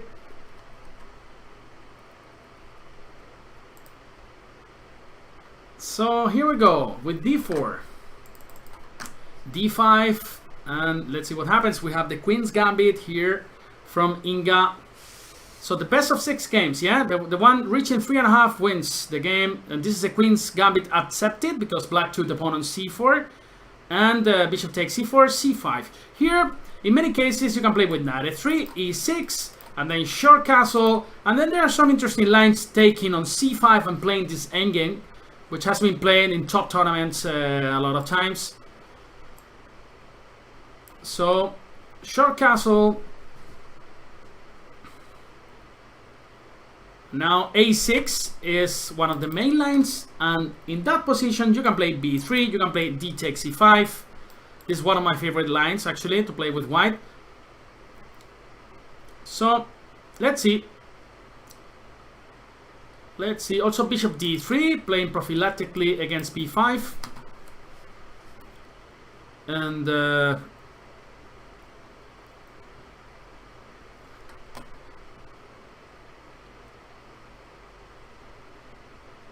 so let's see what he does. b3, this is one of the most trendy lines actually. And well, now you want to develop this bishop via b2, bishop e2, after b5, bishop b7, knight b to d7, bishop e7. This is a natural way of developing the pieces here. Knight takes d4 and bishop b2 probably. And later on you can play bishop f3 to fight against this guy on b7, which is the most dangerous piece for black actually. And you can also play sometimes a4. With this a4 you make black play b4 and then you gain this square for a knight, for example. So I really like this a4 move, or also bishop f3, and after bishop takes f3, queen takes f3, this rook on a8 could be in trouble. Wherever you go, knight d7, this c6 is very annoying. And well, now rook a7 could be an option for black. Bishop b7, rook b7, queen f3. But she takes on f3, and now Inga probably is going to take with the queen, attacking this rook. Knight d7, and now, alright, you can play rook d1, putting pressure on this file, putting pressure on this d6 bishop, for example. And again, you have this move a4 in order to gain the c4 square for a knight. And this bishop on b2 is a fantastic piece as well. So I would say that white is better here. And also you are threatening now after rook d1, you are threatening to take on e6, right? So that's why Djerba will have to protect this bishop on d6. Some move like, it's not easy because if you go to e7, there's knight c6. If you go to c7, then the rook on a8 is hanging. You go to b8, there is knight c6. So this is a tricky moment for Djerba. Maybe you can even castle, and after knight e6 you have bishop h2. She went queen b8, and this is the position where I say that knight c6, this knight is always very annoying on c6, and then you can even follow with knight d2 and then rook c1, and then the queen is going to be extremely exposed on the c7 square, right? So I really like this move now. Follow, but because the only move for black after knight c6 is just queen c7. So instead she went for h3, short castle, and now probably white is gonna continue development with knight d2. She goes for knight c3, and all right. So now black can play rook c8, or can play knight e5, and yeah, knight e5 looks good. Queen e2, and well, rook d8. Again, this move is winning actually. Followed by knight c6, so Djerba has blundered, and white is gonna win an exchange, and the Georgian player probably is gonna take the first game because it's too much material. Knight c6 and knight takes d8. It's just a clean exchange, and knight takes d8, rook takes d8, and probably something like king h1 because you have to stop knight f4. This is the threat that black has now. So after rook takes e8, probably she's thinking about knight takes f4 straight away. Probably that's Djerba's idea and could be interesting, but I think you have queen f2, and then after rook takes d8 there is pawn takes f4. So here he moved the king to h1. Great move by Inga Cherkala. rook e8 and then rook a to c1. And yeah, bishop c5 targeting e3 and probably rook d3. Now aiming to double rooks on the d file at the same time, keeping an eye on the e3 pawn, right? So rook d3 has arrived there, and then I don't know, reinforce e5 has been played, and now probably pawn takes e5 and knight takes, or knight d5. F takes e5, knight takes e5, knight d5 looks winning, because after knight d5, rook d5, there was a double attack on the pieces. So here he went f5, e4 now, and Djerba is creating some nice counterplay. Now e3 is under attack. So I don't know how you're gonna protect it, because after rook e1 this looks very passive, and also knight d5 ideas could be arise, or knight f5. Wow, now Cherkalashvili is in real trouble because e3 is under attack, and there's this fork on g3, which is winning the game. Queen f2 attacking the knight. Now taking on e3 could be risky. But maybe it works, yeah? I was thinking about some b4 ideas, but then I think you have bishop d4 there. And knight takes e3, b4, I think you can play bishop d4 actually. That's the only way to proceed with the black pieces, but I think nothing happens actually. Well, you have, wow, knight d1, and this is just losing. Knight takes d1, queen takes c5, and then you take on b2. Well, she's blundered. She's blundered with knight takes d1 now, and queen takes c5, and then queen takes, knight takes b2, and then knight d3, and then this is completely winning actually, because the knight is arriving to d3, and then you got two knights, and then you got two more pawns. Well, this is just game over, right? Knight d3, rook e3, and then this knight is also joining the party via h5, or d5 actually. It's even better, because this rook has to go to e2, and now for example knight d, well, you gotta be a little bit careful with rook takes e4 and rook c8 checkmate. So that's why she played e3, and now knight to f4, and yeah, this looks game over. Rook d6, now knight f4. You don't even have the e1 square, so I think Inga will have to give up in this game. She's got to take on e2, rook takes e2, and then rook takes g2, followed by knight f2 checkmate. So first win to Djerba. Rook takes g2, king f3, and this is game over. Rook a2. Too much material, right? Okay, so this is 1-0 for Djerba, who was about to lose the first match. He was losing 3-1, if I remember correctly, against Lina Danielian, and then she started to come back, and now she's here in the finals, and she's leading 1-0 for the Azeri player. d4 from Djerba.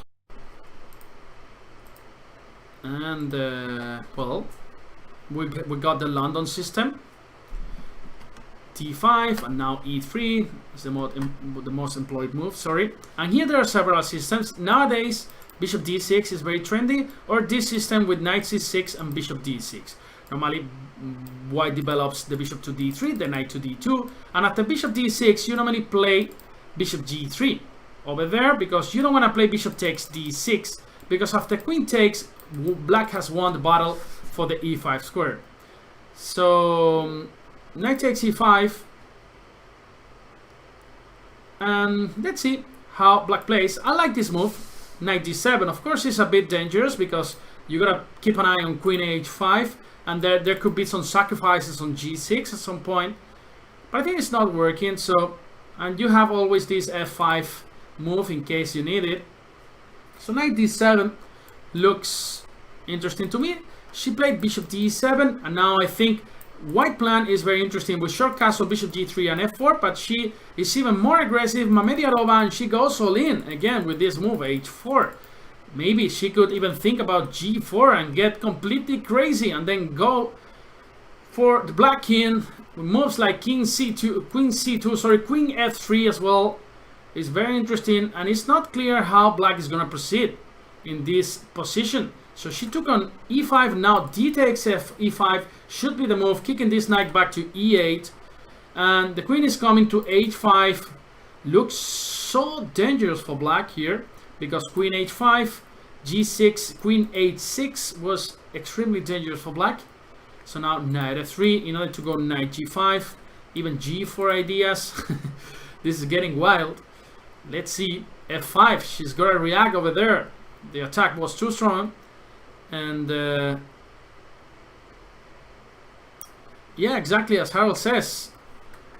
Of course, Mamediarova is sister of Shakiria Mamediarov, top player, one of the best chess players in the world, and a family of great chess players. Knight e5 from Mamediarova, attacking this bishop on d7, bishop e8. Well, position is more or less solid for black, but still I prefer white, of course. Now she's gonna go long castle in this position. Everything can happen here. There are many ideas with bishop h5, but then f3 followed by g4 comes.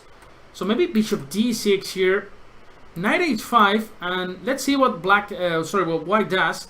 Bishop h2 runs into bishop h4, so maybe g3 here is not as stupid as it looks, because after knight takes f4, g takes f4, then the g file gets opened, and you're going for long castle, and then bring a rook to g1, and then there's going to be tremendous pressure on the g file. Whenever black goes g6, then later on there's going to be some h5 break.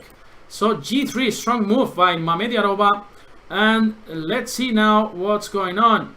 Bishop d6 to go for queen c7, put pressure on e5, but I really don't like to take on f4. She decided to go for d4, and now long castle looks extremely natural, because black can never take either on c3 or on e3, because there is bishop h7. This is the same idea. She goes for rook d1. So now basically black can never take on e3 or c3. She goes for queen b6, and now even short castle looks natural to me. She goes for short castle, and after knight takes f4, now you can take with the e pawn and then play more positional against this e6 pawn, right? So you got this bishop c4 square, this c4 square for the bishop. There's going to be tremendous pressure on the e6 pawn. Rook f to e1, some f5 ideas, some h5 followed by h6 ideas, some h5 followed by queen e4 ideas. So putting the machine against the h7 pawn. So rook f to e1, the more positional approach, just putting pressure on e6, and then she's not giving up, of course, to these plans with queen e4, which is actually extremely dangerous for black. So bishop f6, and now let's see what happens. Bishop c4 looks natural to me, attacking e6, preparing f5, and also queen c2, targeting h7. She goes for knight c4. I really like the knight on e5, queen c6, and now probably the best move is just going back to e5, right? Also bishop e4 looks interesting, and well, she went for knight e5, queen b6 back, and let's see, because queen e4 followed by h5 was very, very dangerous for black too. But again, she's playing very, very good. She's playing very, very well. Mamediarova putting a lot of pressure, and yeah, Charkalashvili is in deep trouble right now. So f5 is a threat, and c takes d4 could be coming. She took on c3, and now rook d1, queen d1, or rook d1 both look reasonable to me. And Pepe, you seem like Robin Hood with all those arrows. The thing is, I don't want to move the board, yeah, because so it could be a mess for you guys. So I'm just using arrows, so you always keep the real and the current chess position in the board, right? So rook e8, and well, now f5, Facundo again, Facundo twins here solving the issue, preparing bishop e6, and after bishop e6, this is gonna be extremely tough for Charkalashvili. Now f6 looks even stronger. F6, pawn takes, queen takes, and then the rook is arriving to e6. She took with the bishop, which is not a bad move, of course, because f6 also coming now. Pawn takes, this is almost checkmate, because after rook g7 there's queen f8. I know, Mr. Murrens, of course. I know you're joking. I'm Spanish, you know, and we're used to jokes, you know, we never get mad. Well, that's not true, yeah. F7, and now this is gonna be a queen real soon, and Inga will have to resign. Mami Djerba is saying yes with her face. She knows she's 2-0. She's very close to win the match. So let's change it to the score. Mami Djerba gets a second win in a row, and let's go for the third one. Mami Djerba goes away. Maybe some water, and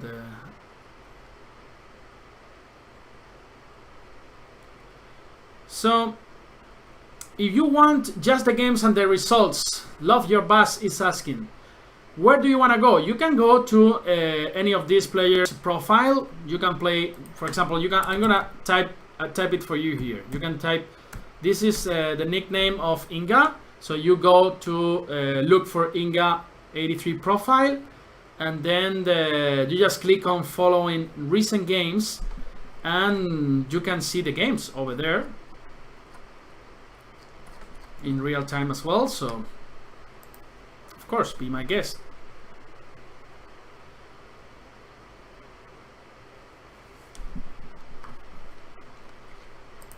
So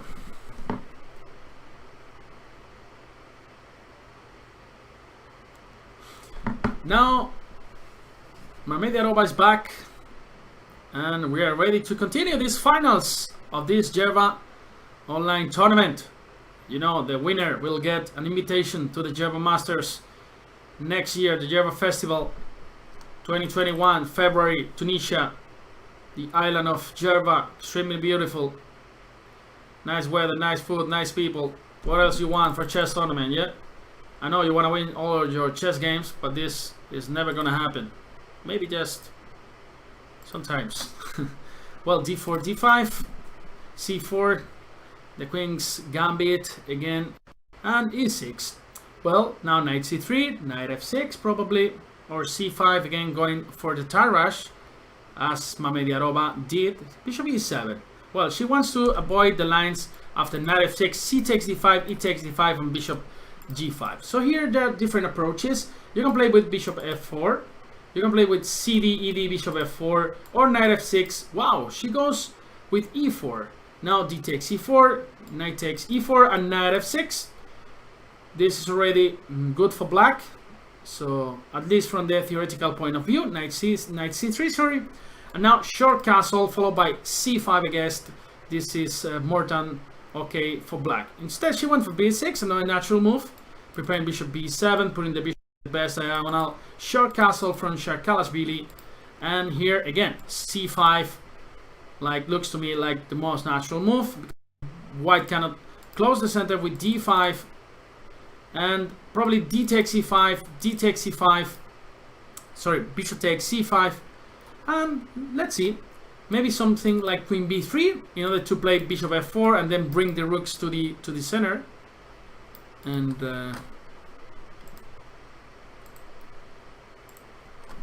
so bishop g5 from Sharkalashvili. And let's see, because now black can play bishop c6, sorry, knight c6. I don't know what I'm saying anymore.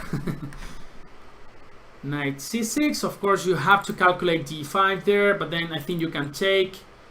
And there's also this trick, whenever you go d5 with knight takes d5 with the bishop on g5. Took on d4, now knight takes d4, looks natural. And probably queen c8 is a good move, preparing rook d8, pinning this knight on d4, putting pressure on c4, knight c6, also very natural. And now white has to decide what to do with this knight on d4. And again, I would say Mami Djerba is playing really solid and playing precise, as our friend Mr. Murrens is saying over there. So he's playing very, very solid chess. And now what's going on here? Queen takes d4, queen takes d4, knight takes d4, bishop b7, rook b8, and then the bishop hasn't got a proper square. No c6, no f3, because you just take, then this bishop will have to go to a6. So what makes me think that maybe queen takes d4 is a good option. He goes for this, Mami Djerba playing really, really well this final. And now queen takes d4, knight takes d4, bishop b7, and rook b8. And where is this bishop going? Probably to a6. But this is not the square that you want to go, right? Because this bishop is much better placed in this long diagonal. But now here on a6, c4, but you know, and now black is making sure that he's gonna get the bishop pair. So knight takes e3, bishop takes e3, and the position is very safe now for black. So one plan could be knight d7, knight c5, and then a6. This bishop is almost trapped. And of course, rook d8 was also very natural. Now bishop c5, probably Inga could try a3, b4 in this position. And then, I don't know, maybe rook e1, king f1, bring the king to the center. Knight g4. And now after b4, probably she wants to play bishop d4 in that position. And after knight b5, bishop f2. There are some tactics going on here. This knight g4 is very dangerous. It's very evil, devilish. Knight g4, b4, bishop d4. Now you see the tactics. Bishop, knight b5, bishop f2. So you gotta be, she gotta be really careful. Now this is where I'm telling you that she could blunder, especially because she's tired and it's not so easy. But she sees it and then she plays rook c1. Great move from Inga. Now she doesn't blunder, so f2. Nothing happens over there. So she's ready now to jump with the knight to e4, and why not to push with the c pawn. At some point, this pass pawn could make a difference actually at some point in this game. And f5 was played. And well, let's see. Knight b5. Rook d7, and now c5. c5, c6 is actually unstoppable. c5, c6, and Inga could be back in the match because she is very close to winning this position. Otherwise, the match looks very bad for her. But now c6, c7, c8 is just impossible to stop. The best move that I can come with is rook takes b5, followed by rook c7, sacrificing the exchange and trying to hold this position. But if not, c6, c7, c8, just have to resign in that position, right?